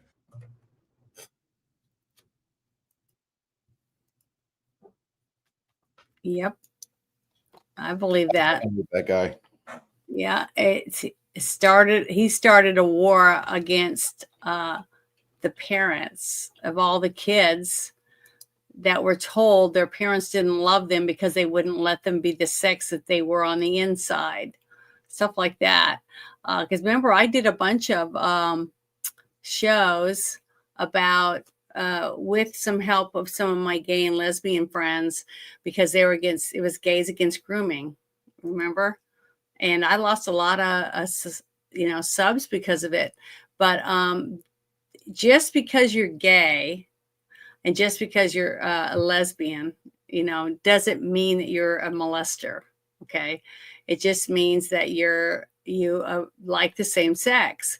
It's not any different than a person that likes guys and girls. If you like, that means you're bisexual. That's been around as long as I can remember, and so is gays and lesbians. And do you know what? I have met many gays and many lesbians, and I haven't met a single gay or lesbian that was arrested for sexual assault or for abusing a child. But I just went through this last summer with someone in my own family, and they were supposedly a straight white male that likes young girls, and he's in prison now. But every 5 years, she's going to have to go back to court to try to keep this scumbag in prison.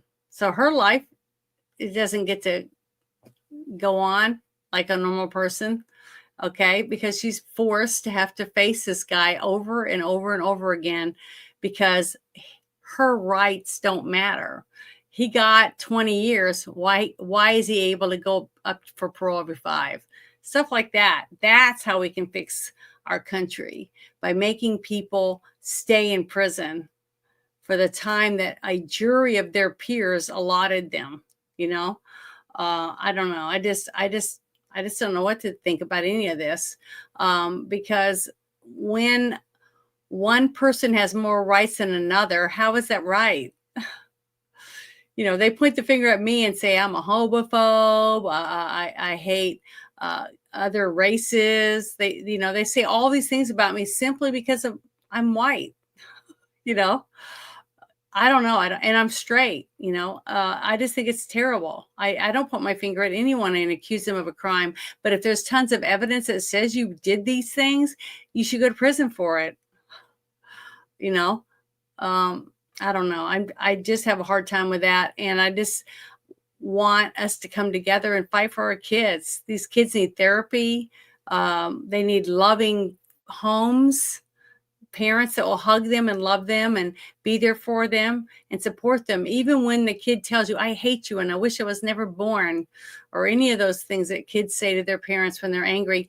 We all say things like that. We all say mean, hurtful things when we're hurt ourselves, right? And we got to work together and save our families again. We got to start fighting for our families and our communities, for all the horrible stuff that's happened in the last 10 years or whatever, that I've noticed, where they've been trying to take our kids and make our kids hate us, and tell them that they're in the wrong body, and let's chop you up like Frankenstein and give you a new body, which is impossible. Now we have a bunch of kids that are going to be growing up and be in their 20s very soon that will never have children, males and females, simply because they were a doctor that's supposed to be swore to do no harm, chopped up children. Okay. So it's just terrible and sad, but we can get through this if we try to understand that these were children when this happened to them, and now they're going to be adults that have no choice to have their own families. Well, they'll be able to adopt if they, had therapy or whatever else, where they're, not suicidal because of what they went through. But we've got a lot of repairing to do to fix this country, and we have the best team, I feel, at this point in our lives to start repairing this country. back to its glory that it was, that I remember and thought it was as a young girl, seeing the Pledge of Allegiance and watching my dad wear his uniform and go to work, and me not seeing for almost a whole year at a time, and my mother having to take care of all of us. And a lot of us went through that. A lot of us military brats, or a lot of you young men and women that joined the military and served your country for something you believed in. And now we're finding out that a lot of the things that we thought was true weren't. Okay.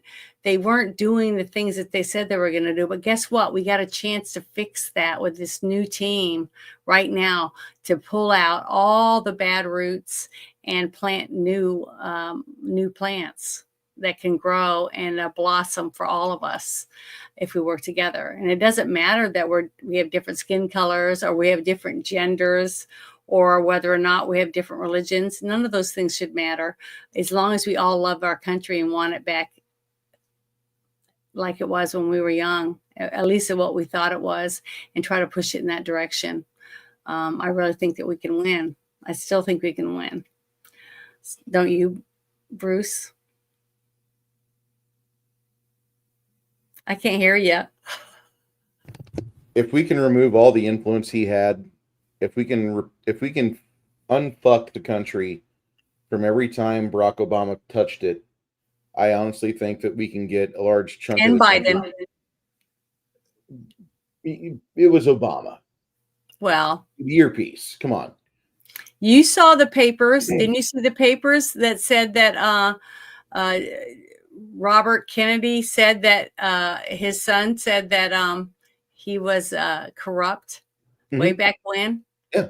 So Biden was saying back then he's just as bad a scumbag. Yeah. As Obama. And He just now he's just a senile old fart. Everything that was done in the name of making it balanced for transgender people, it seemed to unbalance the rest of what we've got around us culture-wise. And I know that sounds like I'm being a bigot or I'm hateful to the transgender community, but I just don't see transgender people as people that I want to have to share space with. I know that sounds very divisive, and I'm okay with that. I get along with gays and lesbians and bisexuals without problem. But did you know that transgenders have been around for a very long time? But it was called gender dysphoria. Yep. And what you had to do, okay, because there was plenty of people that I've had on my show talking about it, real people who were diagnosed 20 years ago or longer with gender dysphoria. What you had to do is you had to go through psychotherapy. You had to live as the opposite gender that you believed that you were, without all the jabbing and whatever else, and being mutilated, okay? And to see whether or not you really were or really felt that that was what you were supposed to be. And then after that, but you were an adult, you had to be 21 years old to be able to do it. And then after living that sex for a whole year, then they would start you on hormones. Okay. And it was a whole process, but the whole time you're having to see a psychiatrist. The sad truth about all this shit that we've been watching, guess who is diagnosing most of these kids? The school counselor, not a psychotherapist. They weren't told that they were had a dysphoria, that they really could never be the other gender. They were told they could be the other gender. The whole thing is messed up, and all of those people that were involved in that should all be held up on charges. This is where I wish I had Chris on with us, because Chris goes into the entire child mutilation, because there was a doctor that he had the first transgender person that he turned into a member of the opposite sex, and then later on the person tried to reverse it, and there was just a bunch of crap that happened. And to me, just in my basic ass Christian mindset, I just view people that are transgender as those that they reject the way they were created. And I know that sounds a little bit basic or trite for some. My concern isn't with how other people feel or interpret my opinions. I just know that we are each gifted a body, and the ability to live each day as long as we're able to. And I know that these people have problems in their head, but it's coming to terms with acceptance with each other, and the fact that you're not, Bo or Luke Duke when you're, an adult, and instead you're kind of like Louis Armstrong or John Panette or somebody who's not exactly gifted with a 10 out of 10 male supermodel body. And, instead people get depressed, they turn to other vices, they have problems. And then you have this cult pop up of Moloch or Baal, and they want to change and twist everything because anytime they can destroy the God's creation upon this earth, they jump at it. Though. It's the same thing when you have a guy that has necrophilia. So he has to kill something or someone, and then like Ted Bundy, and go out in the woods and put lipstick on them and fix their hair, and the whole time their body's rotting, and have sex with it. Okay. Or you got the Green River Killer who's doing the same thing. And then you have the Golden State Killer, and you have all the Boston Strangler. You have all these people from since Jack the Ripper and before that have stuff wrong with them. And that's why we ended up coming up with therapists. Psychotherapy is real. Okay. But it used to be where you had to go through therapy to get medicine and to get any of these things. But now we have counselors at school that are telling the kid, oh, you want to be a kitty? Let's put a litter box in the classroom so you can pull your pants down in front of all the other kids and take a shit. Okay, where did all these people come from? And why was any school in Texas, for one, letting, transgenders or cross-dressers or whatever read to kindergartners, stuff like that. It's happening in every state, not just California, New York, Oregon, Washington State. It's happening in Texas, okay? Yeah. Florida, states that everybody says, oh, they're red, they're never going to go blue. Well, it's happening right now in front of us. It's been happening. I've been saying it since I started this show, that Texas was turning blue before the transgender shit was coming, because I could see it every time I'd go and I'd read the Dallas Morning News or whatever it's called, newspaper. I was like, what the fuck is this shit? This is all liberal trash. And every city in the state of Texas that I know of is liberal. And it doesn't take long before the whole state's corrupted. Fort Worth. You have that. Do what? Fort Worth, it's a holdout. It's well, okay. You got one city left, but it's disappearing quickly.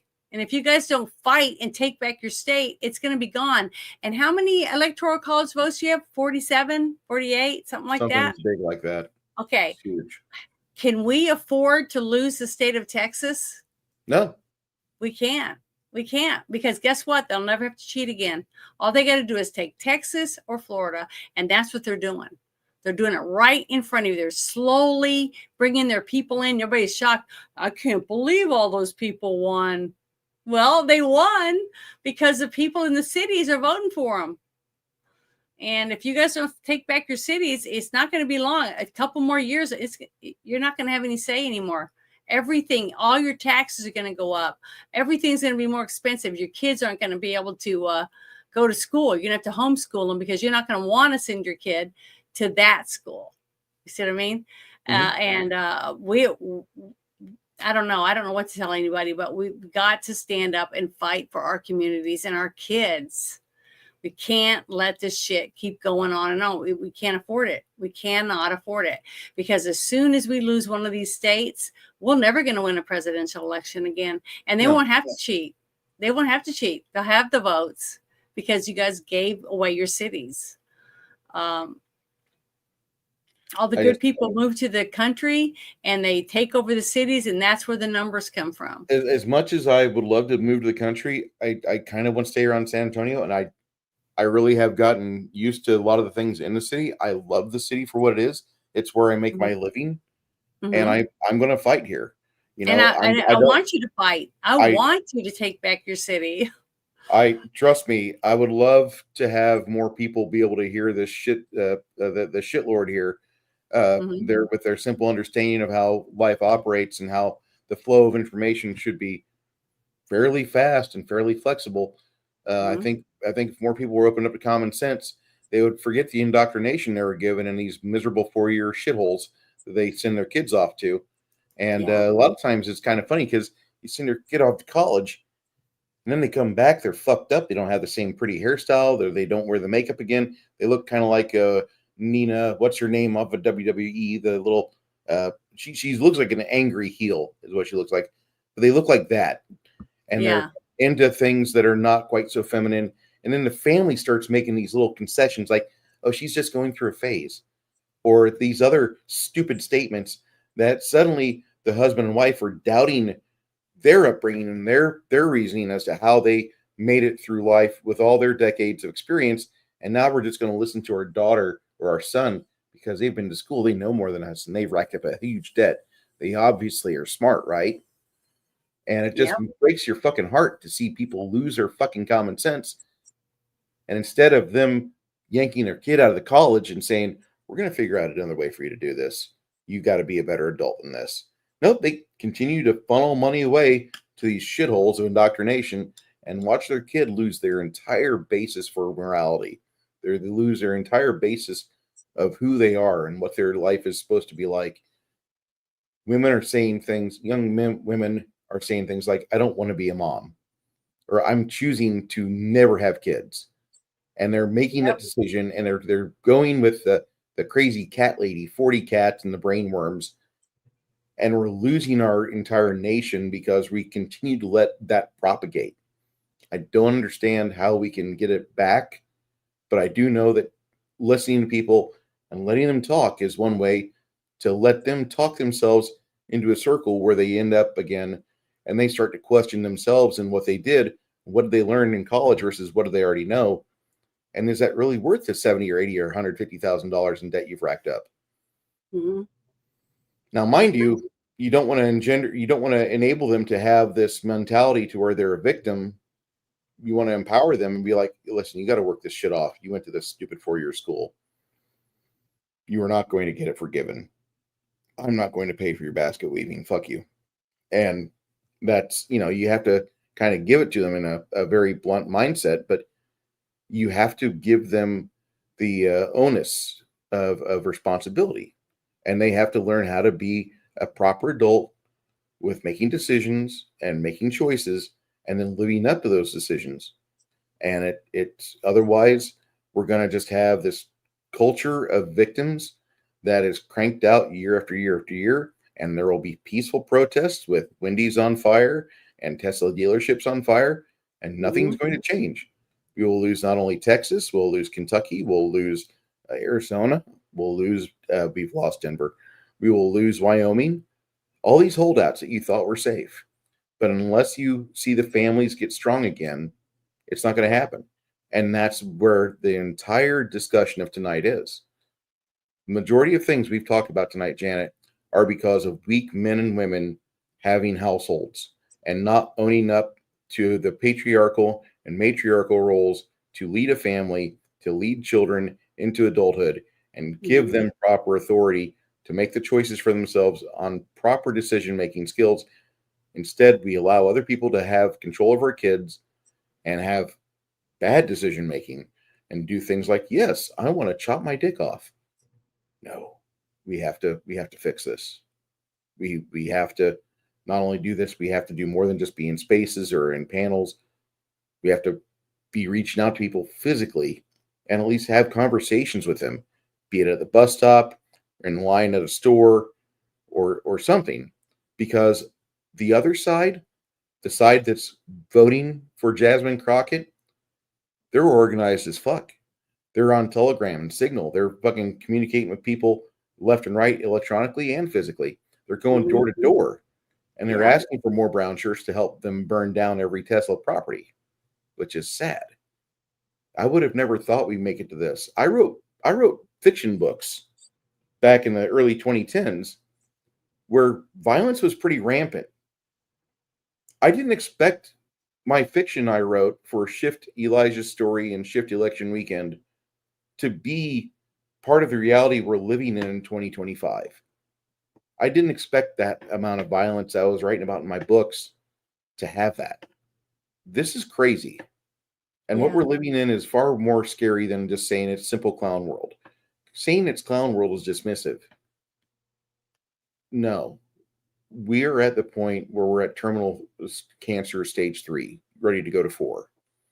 And as much as I would like to think I'm doing my part, I really don't. I need to do more. I need to probably reach out and talk to people more than what I am and not be in such a fucking echo chamber. Well, you're not an echo chamber, because apparently if enough of us were an echo chamber, something would be different. You know what I mean? Yeah. But you know, all I can say is that I say these things because I really believe in them. Okay. I really feel this way. And I do work the polls. I do volunteer. I wish we had a better phrase for that, because there's a part of that. There's a part of that, Janet, that just like. Well, I don't mean it in a bad way. I know you don't, but there's an entire contingent of people we have that are thinking about going to Mike's or to Kurt's dance hall after this and hoping they'll see Janet spinning around.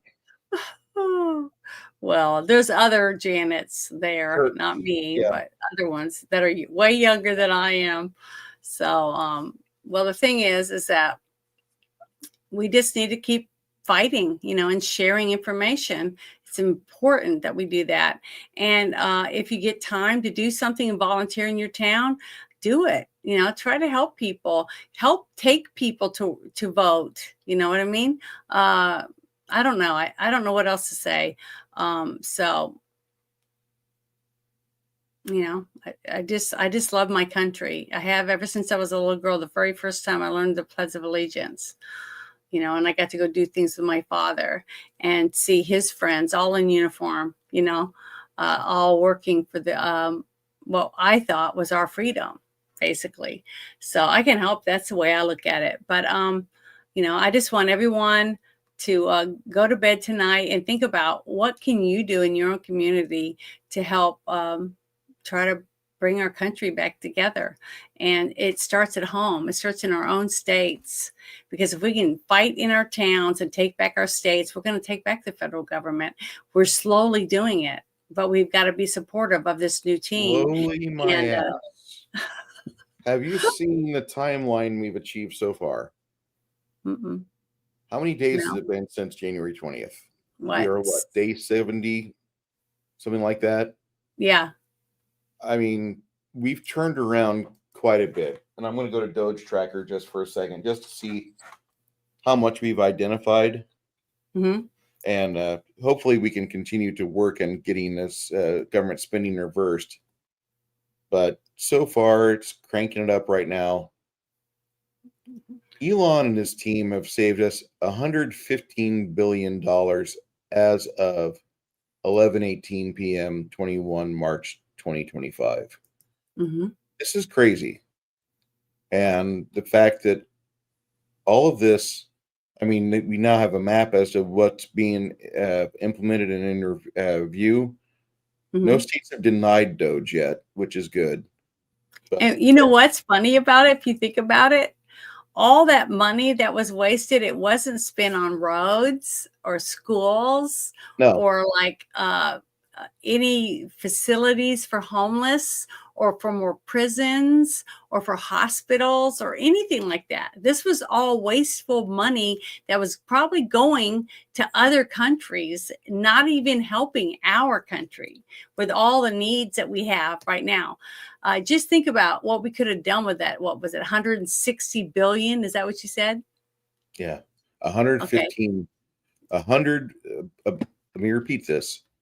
$115 billion before the 3-month mark of our new country's. What do you think our country would look like right now, today, if that $115 billion was spent on the people in our country and on our towns and cities in our states?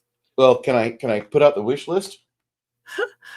Sure. I just want to hear what you have to say, because I can't even imagine how wonderful our I want to country is. reopen.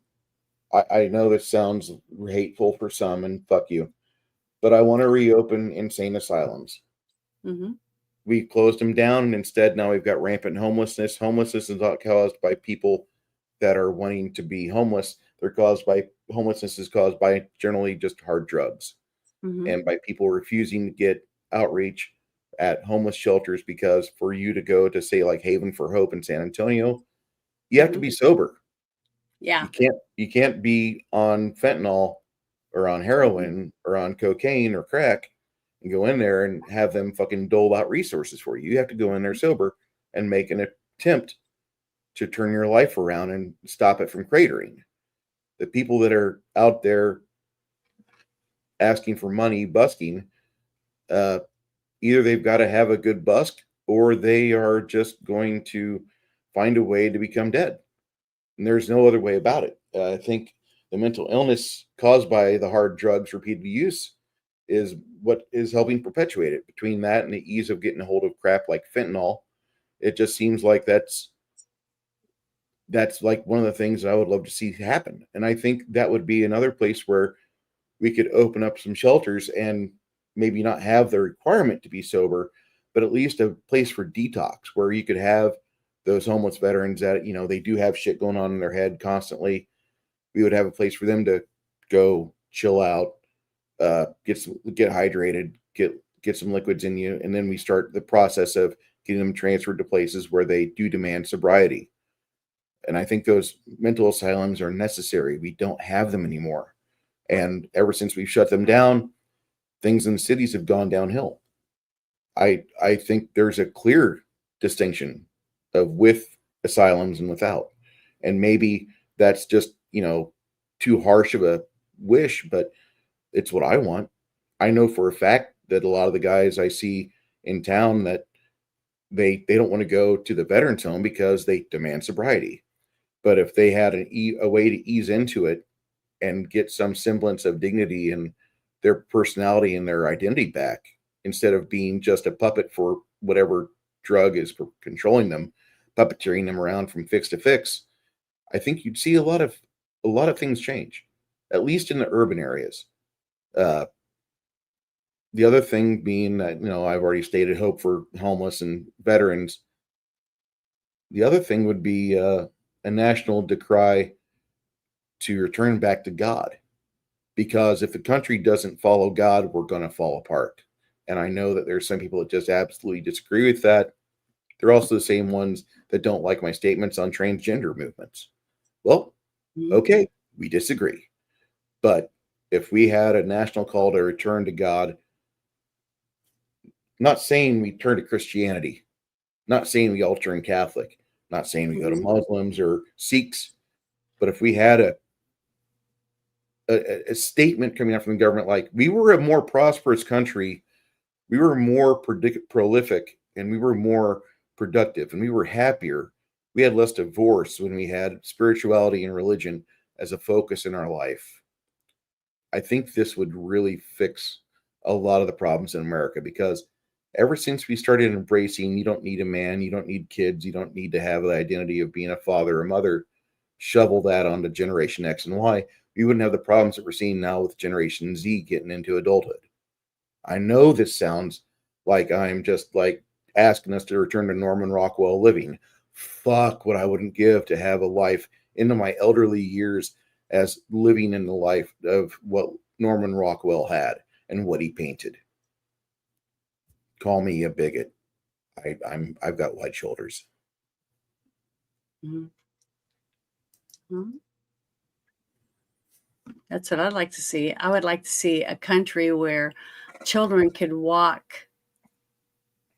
down the road in front of your house and go to the park and not be in fear of being taken by a sexual predator. You know how you can fix that, right? We can know. Get rid of them. Well, not just get rid of them. Or keep all the kids locked in cages where they can't go anywhere. I mean, that's pretty much where we're at, and it's sad. having secure families means the ability to have a child that learns the responsibility of owning a dog. And as much as a lot of people don't like pits or Malinois, boy, there's nothing more don't fuck with my child than seeing your kid walk down the road with this 80, 90-pound Cane Corso or Belgian Malinois, which is just a missile with teeth. Have you ever seen one of those guys in action? It's joy. I felt Yeah, one so is seeing on my a arm. Jack Russell Okay, a Jack or Russell beagles. Fury football. I took care of 2 beagles, and I'm telling you, they were a handful. And they Well, bark. They just bark and bark and bark. okay, a lady walking a King Spaniel or a Jack Russell Terrier is not threatening to a predator as a lady who is protected by a Cane Corso dog or a Doberman or a Rottweiler with a spiked collar. You know, those relationships that people get with their animals, and the fact that you can have your dog be that furry protector of your child, your legacy, walking there on the sidewalk. Nobody's going to fuck with that kid. Hey, thank you, Robert Allen. I hope we're doing well. I want to see more of that with our life, and I think it's possible. I think we've got hope, and I think we got hope on November 5th. I think on January 20th we had the hope become realized, and I think right now we're watching the deep state try to put the brakes on as hard as they can, and they're activating every activist judge they can. They're even more importantly, you're seeing entire states change their fucking financial portfolios as they try to kick themselves free of all the Tesla stock. And it's kind of interesting to watch that because we were told for years Tesla's good, Tesla's good, Tesla's good. If you look at the ratio, the percentage of how much of a Tesla here is bought and built in America and produced here, it's basically 100%. There might be a nut or bolt that's made somewhere else, shipped over, and then forklift to the Tesla factory. But in all honesty, the Tesla is the most American vehicle there is. Ford is like number 2 at 60%. There's an entire set of pie charts out there that show you the amount of domestic versus foreign for the top 10 car manufacturers. And I am so sad that Subaru is not part of this because I love my Subaru. I really do. When you have a nice little WRX with a 6-speed manual and you get to feel G-forces for the first time in your life, you really get that joy. And sorry. So I just have to say that Tesla is one of the most American vehicle companies out there. And it's literally the small guy getting a chance to compete against the big boys. And what's going on with them right now with this brown shirt epidemic is critical. It's critical and it must stop. I'll let you speak. I'll finish. No, that I agree. Hardwick? I'm not saying that I want to buy a Tesla. I never will. I'm a car guy. I'm a petroleum user. I don't like lithium batteries. I don't like phones. I have to replace this every year or two. I'm not into that. Well, see, there's one thing I want to say because of what he just said about the batteries with the Tesla. Okay, they constantly say they want us to have solar panels, they want us to have wind turbines, but they don't have to live in the sea of the wind turbines. You know what I mean? And they don't have to see all the solar panels that kill all the birds that fly over them and stuff because it's so hot. And it kills all the grass and the animals that go underneath them. Okay. They don't realize the damage that these things are doing because they have to have so many of them to make such a small amount of power.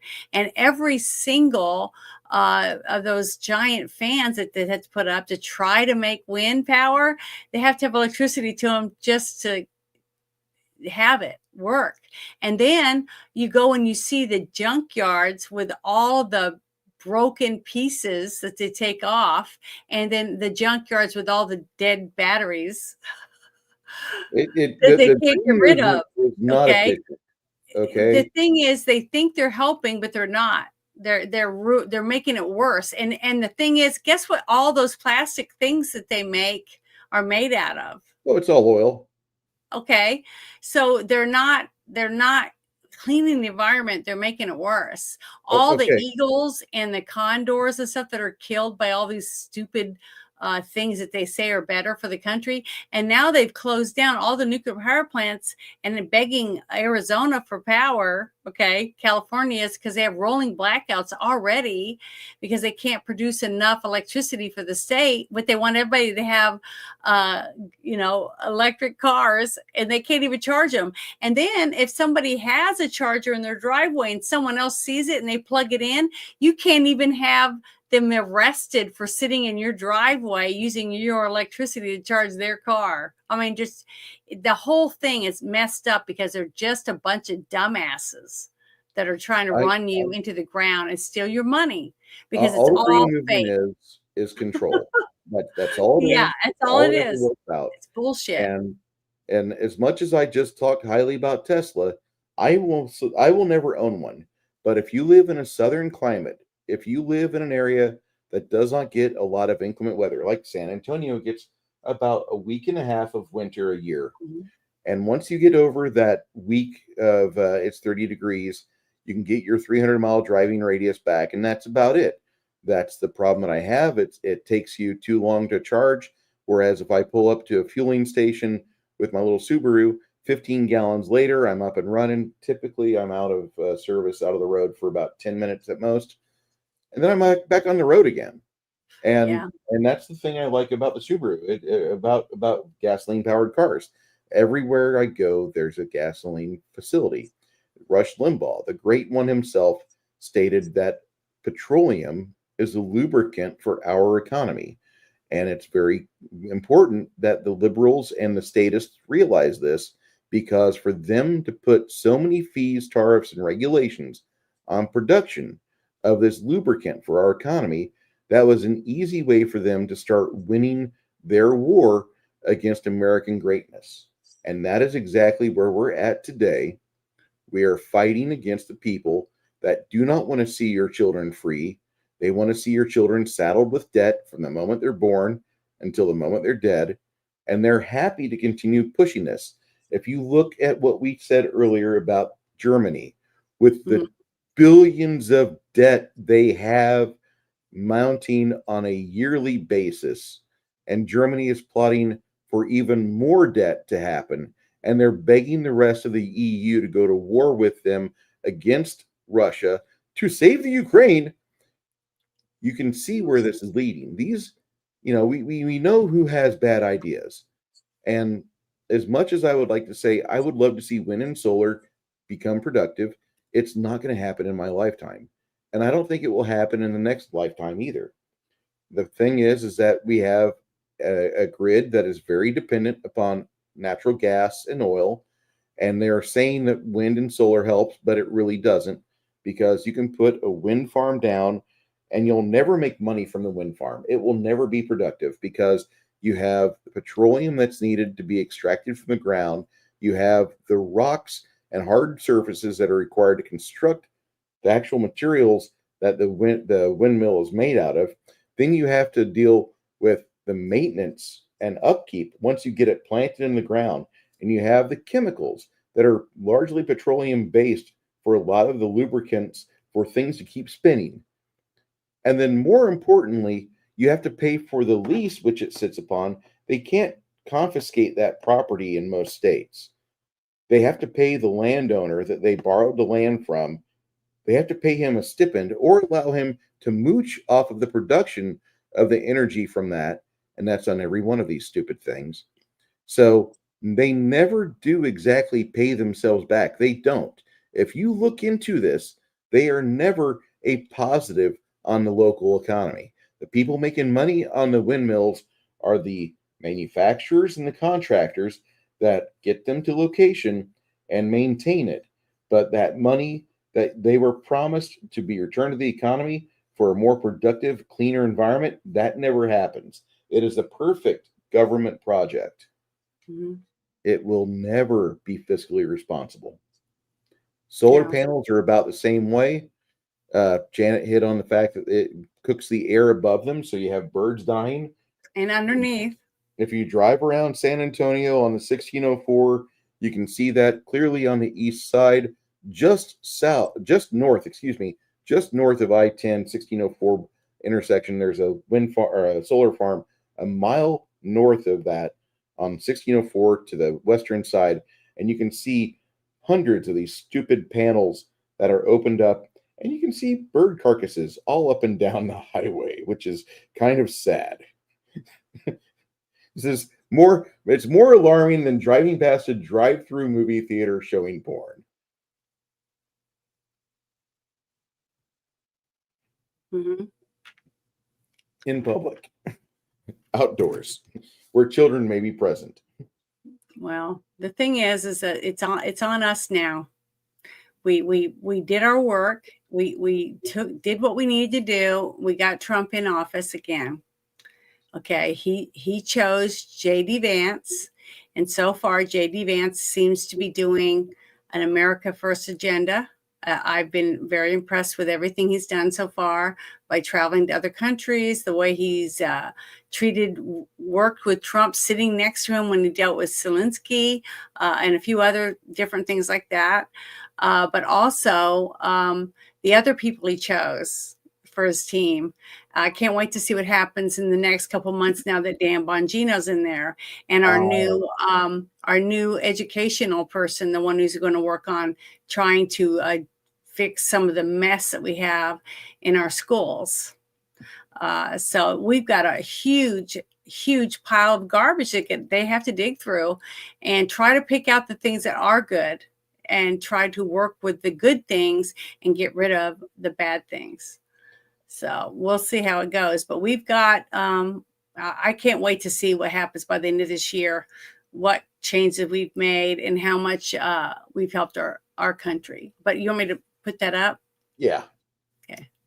Earlier we talked about Elon Musk. A lot of tonight's show has been about Elon Musk. A lot of the news talks about Elon Musk. And earlier this week, Minnesota Governor Blowhard, Tim Walz, he made a fool of himself. So he says Tim Walz said he would look at Tesla's stock price to get a little boost of happiness, but Elon Musk responded with a ruthless barb. Many on the left have taken aim at Musk's companies to protest his support of and participation in the Trump administration. Some Tesla vehicles and dealerships have been targeted with vandalism, including arson. I don't know whether to pity his ignorance or be disgusted by the joy he takes in the pain of others. Waltz mocks the Tesla stock price, which has lost more than 50% in value from the peak in December during a speech on Tuesday in Wisconsin. I got that little stock app. I added Tesla to it to give me a little boost during a day, said Waltz to the audience. It's $225 and dropping. And if you own one, we're not blaming you. You can take dental floss and pull the Tesla thing off, you know. Well, the audience is receptive to his jab at Musk. The tech billionaire responded on the X platform, which he also owns. Sometimes when I need a little boost, I look at the J.D. Vance portrait in the White House and thank the Lord he replied. I fucking love J.D. Vance. That guy, I mean, he's like, I'm so glad we didn't elect you to be a VP, you piece of shit. And that's exactly what Elon Musk said there behind the veiled statement. And I think all of us can agree, you know, I mean, Vance is the man for the job. With basically the exemption of Pam Bondi, who is supposedly building something for us to appreciate with this giant Epstein list and log and whatever might be applicable with the statute limitations and what isn't.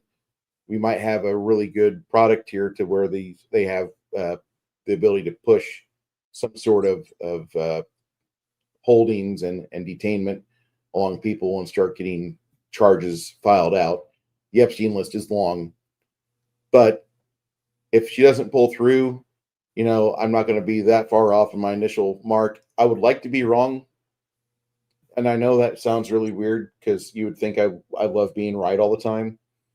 But I really would like to be wrong on Pam Bondi because she's got a lot of responsibility. And if she can carry it through and show us exactly what the hell happened with the Epstein list and where we can prosecute people like Hillary Rodham Clinton, Bill Clinton, if we can actually do things like that, boy, that is a grand slam we haven't seen ever.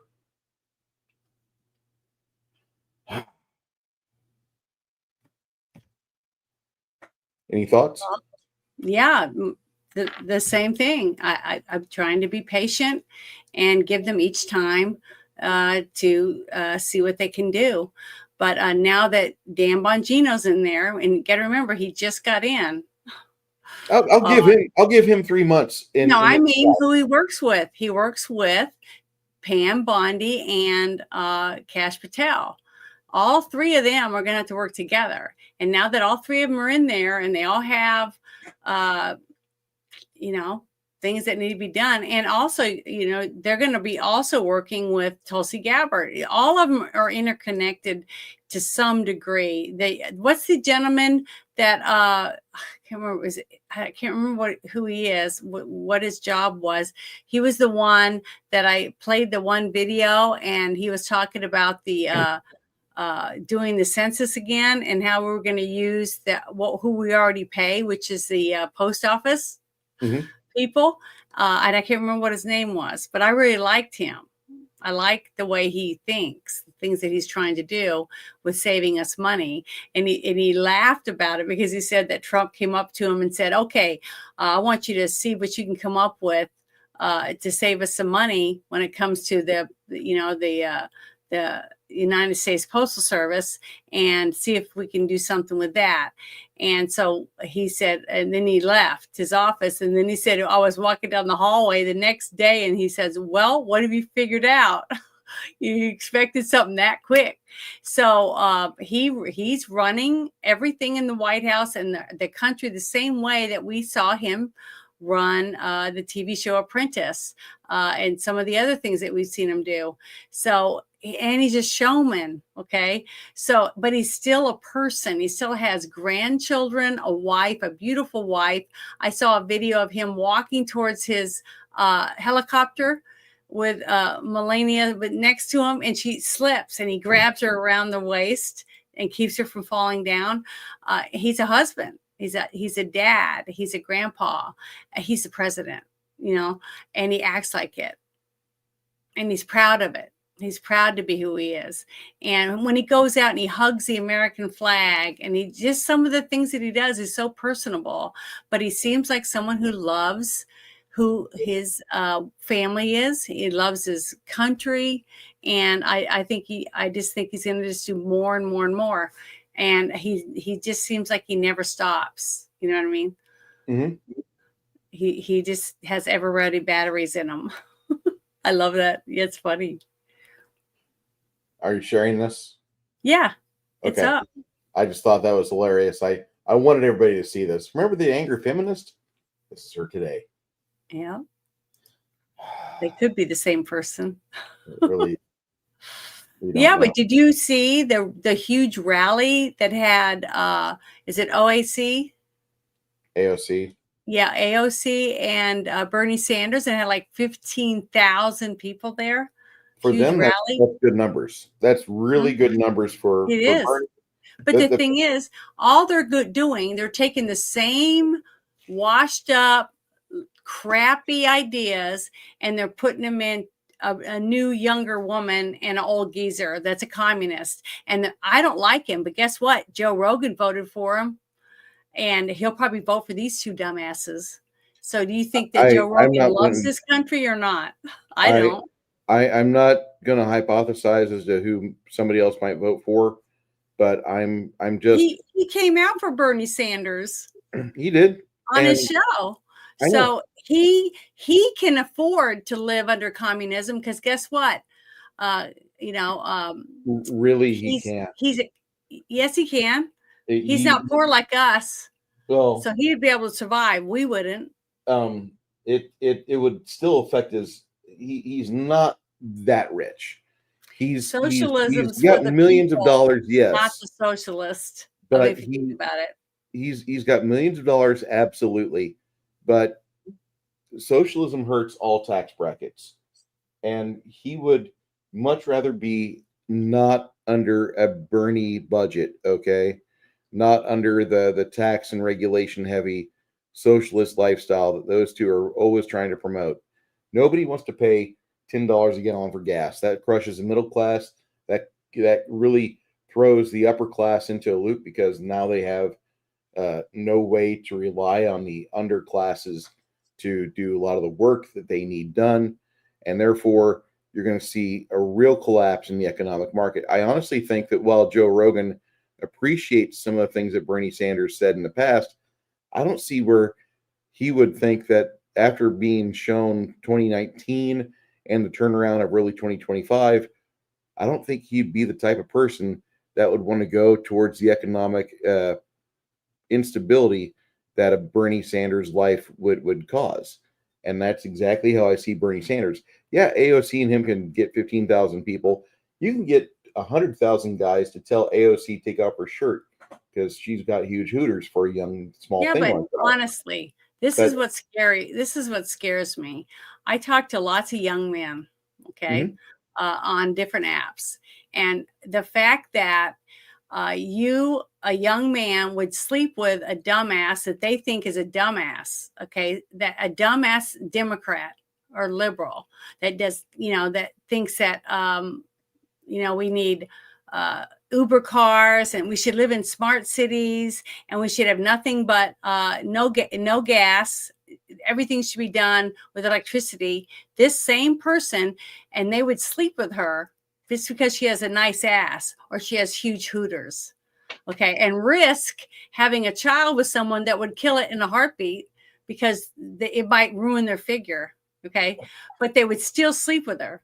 That tells me that he's no better than her because he can't even make the decision to keep his dick in his pants, to not make a life with somebody that they say they're totally against. Well, guess what? They're not.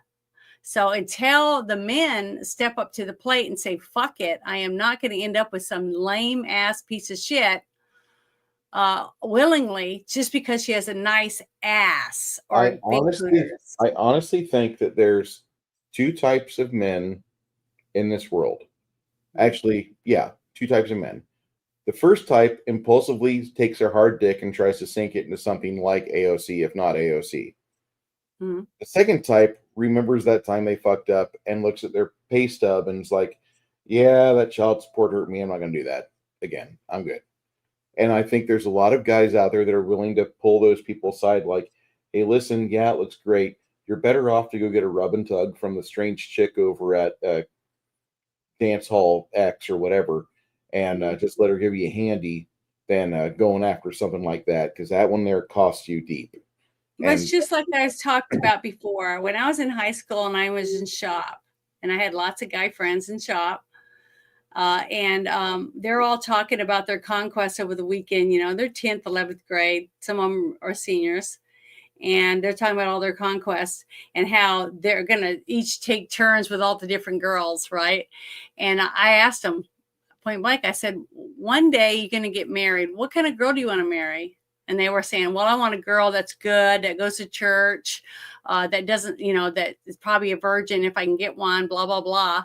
And I'm like, well, where are you going to get this girl? And they're like, well, somewhere around here. And I'm like, when? There isn't going to be anybody left because you guys are sleeping with every young girl that you can get your hands on. And then once she's used, you pass her on to your next friend and their friend and their friend. So where are the young girls going to come from?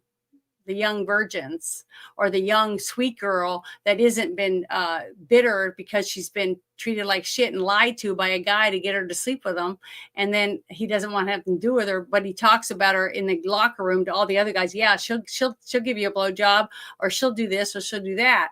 We all have to work together to save this country. And that means men too, not just the women. If you want a nice girl to marry one day, you have to treat other girls nice so that they will be nice girls too. Okay. And by telling a girl one thing and treating her totally opposite of what you expect from her is wrong at any age. I don't care how old you are. And the same thing for the women.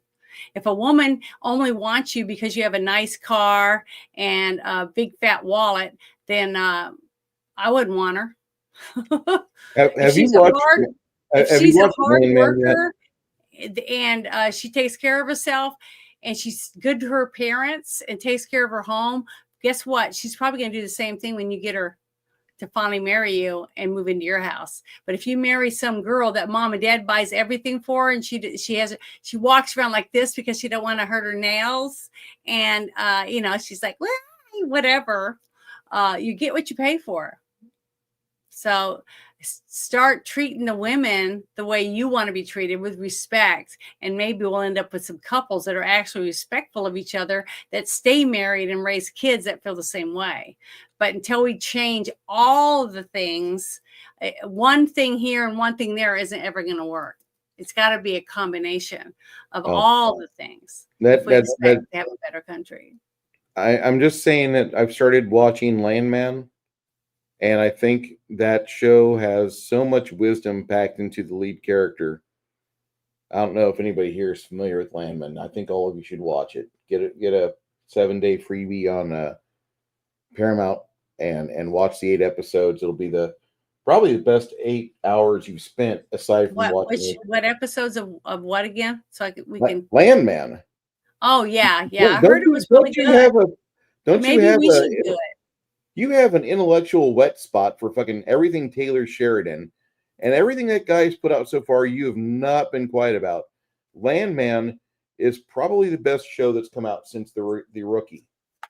It is really a good show. And Billy Bob Thornton sells it as a guy that's been there, done that, and he knows exactly how to interpret things, and just his monologues. Isn't he from Malvern, Arkansas? I don't know where he's from. He talks like a good Southerner in this show. A good old boy. Isn't he the one that said or whatever? I want some biscuits or whatever. Mustard biscuits. Yeah, biscuits and mustard. He's one of the best actors in Hollywood. He's from Malvern, Arkansas. That's where he was from. He's teeny tiny wonderful. Town. If you got time to watch it, Landman. If not, put it on your pencil in your schedule sometime. Pencil it in your BlackBerry, and try to make time for it, because it's very good. If you are a podcast listener and you're familiar with Boomtown, basically they took the Boomtown podcast and made a TV show all about it, and it's absolutely worth it. Also, by the way, Ali Larter's in it. Ali Larter looks 100 times better in this show than she did in Varsity Blues. It's great. Yeah, Varsity Blues was 2002, by the way. Oh, that's another movie we need to watch together. Yeah, I keep writing them down and trying to remember to make sure I give them to you, because it's hard to remember all of them. But there's a lot of good ones we need to watch. What else do you want to talk about, or do you want to wrap this up? Well, I'm really getting tired, but look at me. I took my allergy medicine, and I've done pretty good.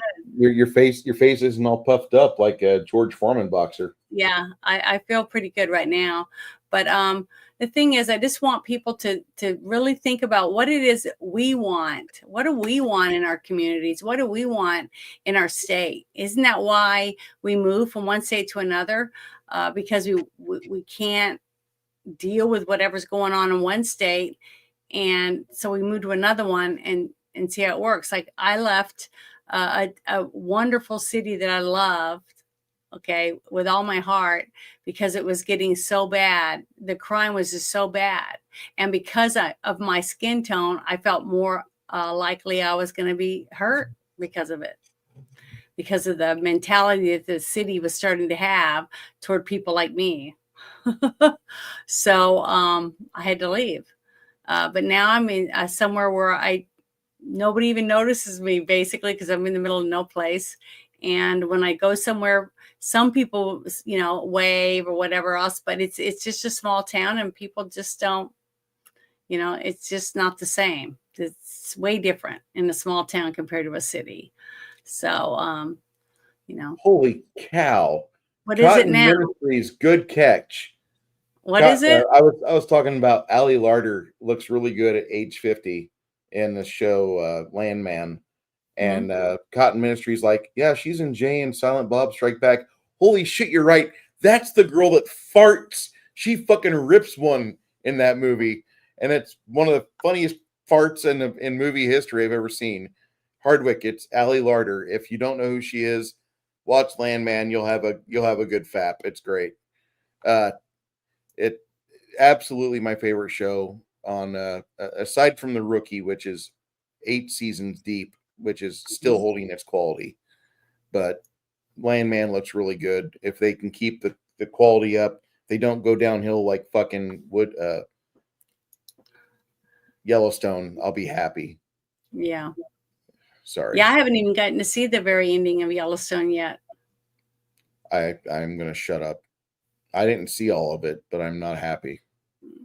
Well, the last I saw was when they found him dead, the dad. Keep going. Dad, supposedly. And that's the last episode I've seen. So I haven't seen anything after that yet. Yeah. Are they going to make another season of Fallout? Do you know?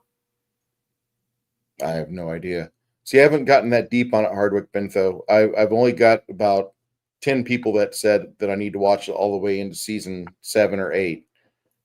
I know there's going to be woke elements in it because you have such an ensemble cast, and you should have woke elements in it because you have to give the varying perspectives. I don't want the storyline to focus on the woke ideology and make it the mainstay of it, but I expect it to get woke because it's set in LA.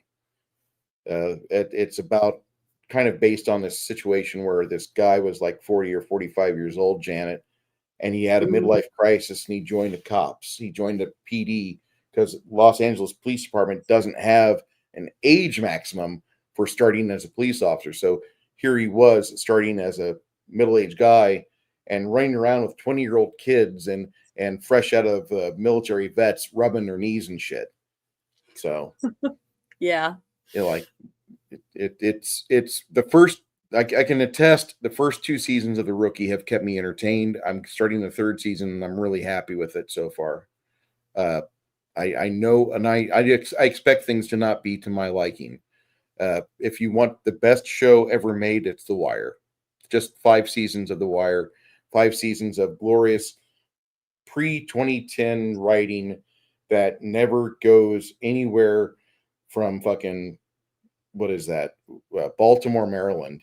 And it focuses on all the fucking corruption and 5 various elements of the city. And it goes at the police from 2 different angles.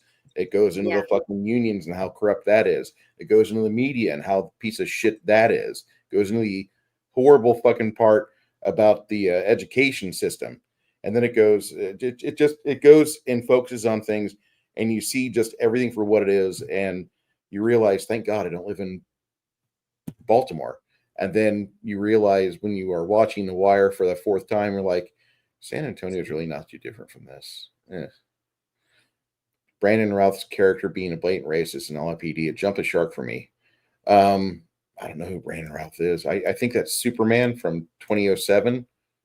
I didn't realize he's on the Rookie. Like, I haven't watched all 7 seasons yet. I've got 7 people telling me that it followed all the way through. And the 4th season starts off rough. There's one of the guys that starts in the show. He gets an unfortunate end, but it's supposed to be pretty fucking good. Yeah. Well, I haven't seen that one. Okay, The Rookie, he's in 5 episodes of The Rookie.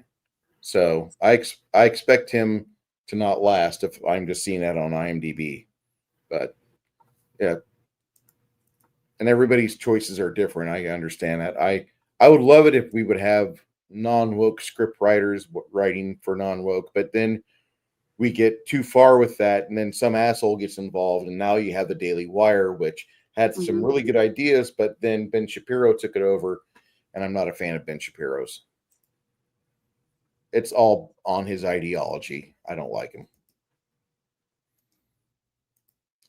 Can't please everyone. No. Yeah, he played Superman in 2007. Could have been a better Superman. He had the look. The script of that movie was poor. Janet, you playing with me tomorrow? Mm-hmm. Okay. Yeah. You guys are. And then Sunday, we're going to be watching the movie Waterworld and then talking about it, right? Yes. I'm still searching for a way for you and me to be able to view that on the web. because I don't know if I have secured means through Garrett. So if not, I'll be trying to find a way to share that with you, and so we can get a fresh look at it before we. Can't we watch it like we're doing right now? I think we might. That worked pretty good so far. I mean, a couple of the channels that I've gone to watch different shows, that's how they've done it. They just brought us backstage and we watched it. But what I'm trying to figure out is how I can do a stream. I guess I could do a private stream on YouTube and air it put the link on my other channel and bring people to it, and not ever put it on YouTube. You know what I'm saying? Yeah. I could do that, couldn't I? I would think so. Okay. I'm trying to figure out how to do some stuff. So it's hard to learn all this stuff and try to remember it all, because I got so many notes and I lose my notes and then I can't figure out how to do it. Sucks. But any of you that want to hang out with us on Sunday when we do Waterworld, that would be great. Be more than happy for that. It's gonna be fun. What's the movie after that one? Let me go to the document. Upcoming streams.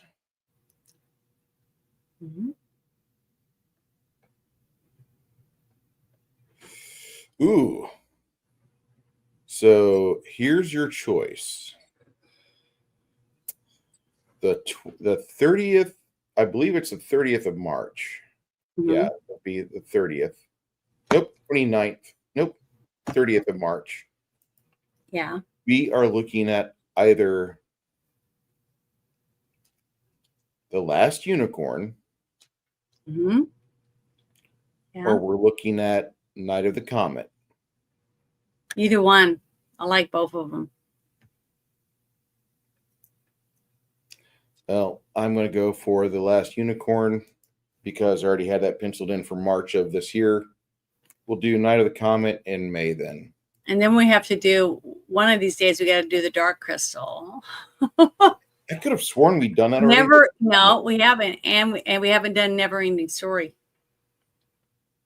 See, that's a movie I loved as a 9-year-old. Again, talking about that wonderful year of 1984. That was the summer of Ghostbusters, was the summer of The Last Starfighter, was the summer of The Karate Kid. Yeah, it's so full of movies. You had so many wonderful movies come out in 84. Me and Bear agreed that is the best it will get for Tinseltown. And there's a lot of really good stuff that came out. There was a year that I tried. I need to see Death Machine. I've heard this numerous times. There was a year we tried to milk, and it was 1994. 1994, I did 7 movies in a row on my choice, and then Janet killed it by bringing in Bad Girls, and I didn't want to do any more 1994 shit. I'm like, I'm done. Yeah, but you know what? My views are still going up on that review. Yeah, I know. I recognize that. It just it's like a sore spot. I still liked it. I still think it's a good movie. Movie is a hemorrhoid to me. I can't. I sit down and get reminded of it every time I see it on the list of top fucking views on my channel. It's like, God damn. Yeah, it's like, oh well. Still, like, I like it. At least we have The Great Raid as numero uno. Yeah, I love The Great Raid. It's my very favorite movie of all time, and I can see that's a movie I can watch over and over and over again, and still enjoy it. So, well, I mean, like you with your movies, yeah, I can enjoy The Great Raid the same way. I get so inspired and patriotic every time I watch it. Well, I mean, that's just how it is. I mean, all of us have that comfort film that we have in our. I'm going to turn this off. Everybody has a comfort film that's in their repertoire of their favorite movies. Their top 5, and mine, of course, is Big Trouble in Little China. And then you have The Thing, and then you have other films that fall in after that. And every year that I make that list, Empire Strikes Back drops further and further down, and I kind of feel bad, but I just have no inclination to watch a Star Wars product again because Like, I loved Star Wars. I was every kid in the 80s. I had the action figures. I had the Millennium Falcon. My dad Lunchbox. built me my dad built me a fucking wooden snow speeder with Han and Luke sitting in it, the action figures, but he hand built me a wooden toy that made funky noise and it looked like a snow speeder. It wasn't really the best construction because it kind of started to fall apart a little bit. I mean, Yeah. you can do only so much with wood glue, but he hand built me this toy and I loved it and I still love it. But I had a Star Wars bedspread on my twin size, and I mean, every time Star Wars would be on TV, I'd be there watching it. Every time there was something like, oh, Droids is on, I'm going to watch it. Then they had the show about the Ewoks, and I'd skip the fucking past that. I'd get the fuck away from that. I just couldn't stand the Ewoks. But I was like every other kid that felt like the Ewoks were a grab at the 5-year-olds for them to be able to sell more stuffed animals, which is exactly what it was. You have just go into it. Like, we're going to dig Star Wars for a second.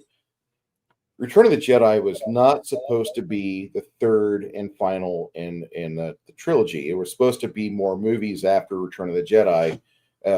What happened was the studio went to Lucas. Some of you already know this. The studio went to George Lucas and said, listen, we want you to wrap this up, and then you can start your new thing, whatever that might be. But we want you to finish this so we can start with some new characters or something else, because you're not always going to have Mark Hamill in his 30s. He's going to be 40 soon. And so George went back and he rewrote some stuff, and he was already looking at budget. So setting the Death Star in orbit around Kashyyyk was a no, because the Wookiee costumes would cost a lot, because you have a lot of fabrication that goes in the furry construction of all these costumes for Wookiees. So, okay, we cut that in half, and now we have Ewoks. So instead of having maybe 40 Wookiees out there, now we can have 80 Ewoks for the same price. And we have a whole group of people that never get the ability to work except for movies like Time Bandits or Under the Rainbow. Now we can bring that entire crowd of people back, and we can make that known. And that's, of course, where he met Warwick Davis. But then they have the tying of Luke and Leia together by being brother and sister. It was hinted at in Empire Strikes Back, but that wasn't what his initial thought was. He had thoughts on bringing in another character for the third movie that Luke was affiliated with through blood, that was another Jedi, but he didn't really think until he was doing the revision of the script, oh, I'll just make Luke and Leia fucking brother and sister. Well, that makes the kiss in Empire Strikes Back that much more awkward. And this is a problem that I have with the movie that is one of many problems. And it just goes into all these series of failures that the final script feels very rushed. And it's just like one way for George Lucas to wrap this up. Okay, fine, whatever. I'm done with Star Wars. And he instead had these ideas to make other things in the universe. He had no idea that he was going to make Luke Skywalker a Jedi Knight in Return of the Jedi, because he was fully a Jedi Knight. They say that's exposition. Before you see Luke go up to fucking Jabba's palace, they tell you that he's a Jedi Knight now, and you don't really, in my head, 8 years old, I'm reading this book. Scholastic Books used to sell books to kids at book fairs and such. They still do. But we got these huge 8x11 books that had all the photos from the movies that were 4 months before the movie came out. I got to see all the stills. I got to see everything that was in the movie, and it was great. And it was just one of those things. Yeah, the kiss was the second kiss, Cotton. And the thing is that the first one was on the Death Star when they swung across for luck. And so that was cool. But then you have this problem in Return of the Jedi where now we've got to make Luke a fucking Jedi Knight. We got to accelerate his development. He had his training montage for the typical Japanese pacing movie, all done in Empire Strikes Back. So after he sees Yoda the first time, he turns into a Jedi Knight. He fights Darth Vader, loses his hand, and then he goes back to Yoda at the start of Return of the Jedi. And now he's definitely, yeah, I know, Six Nations. He's definitely a Jedi Knight now because he's, got to be wiser after this.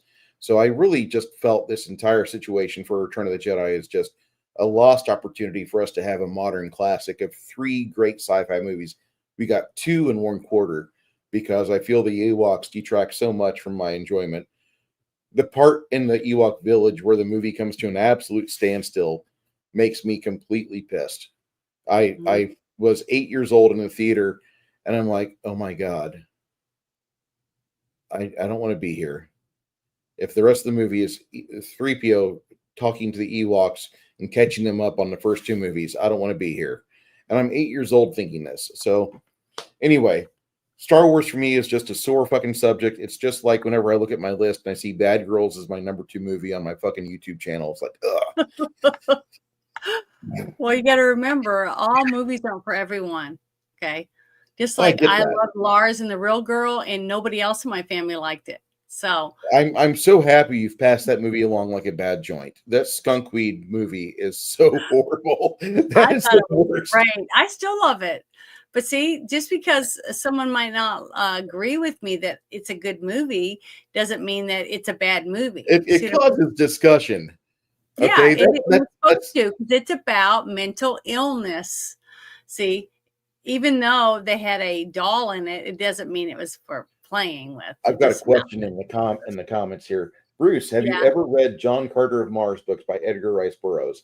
I've been wanting to read Barsoom series so bad, but I've only read the Tarzan series before, and I really enjoyed them.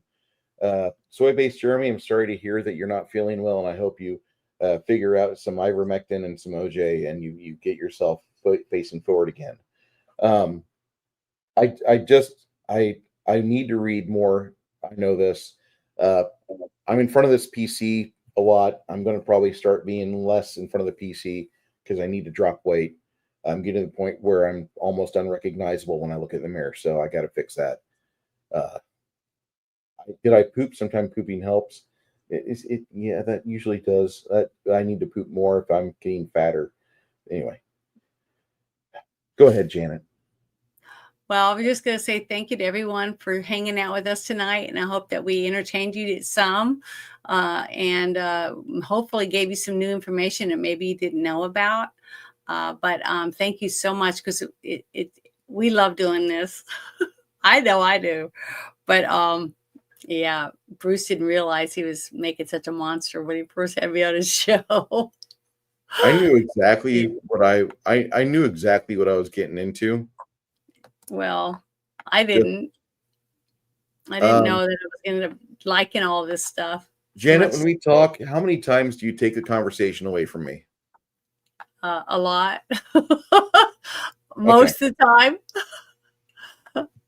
That's what I mean. That's what I said. I didn't realize that I was going to like it so much.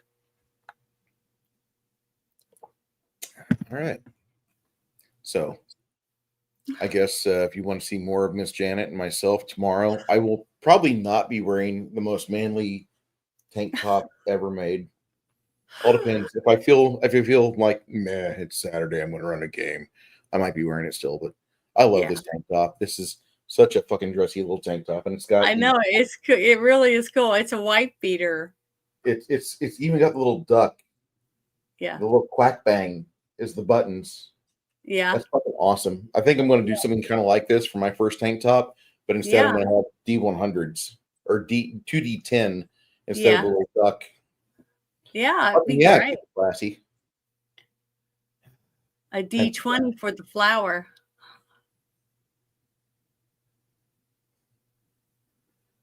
You know?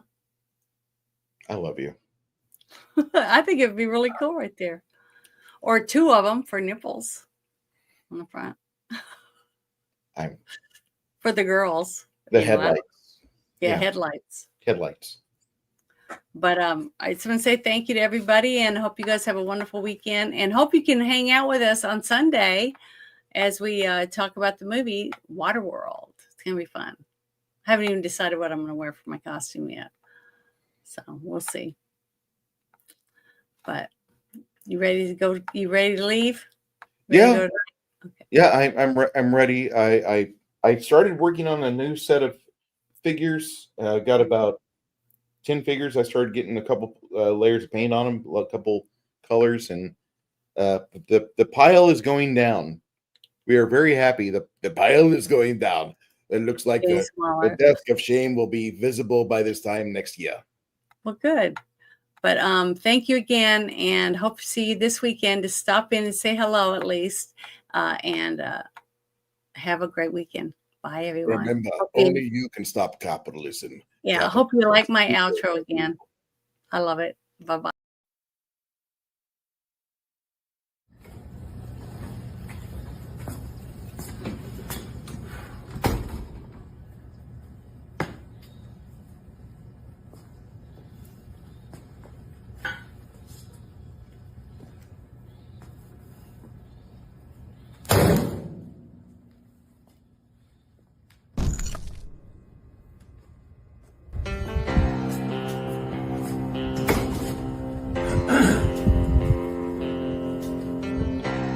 First off, let me convey to my family, friends, and supporters that now is not the time to gloat.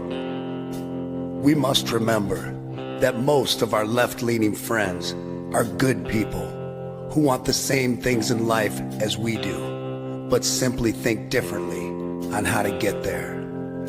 It is now time to be the bigger man, to extend an olive branch and unite all reasonable people of this great nation. God has blessed America, and together with President Trump, we will make America great again.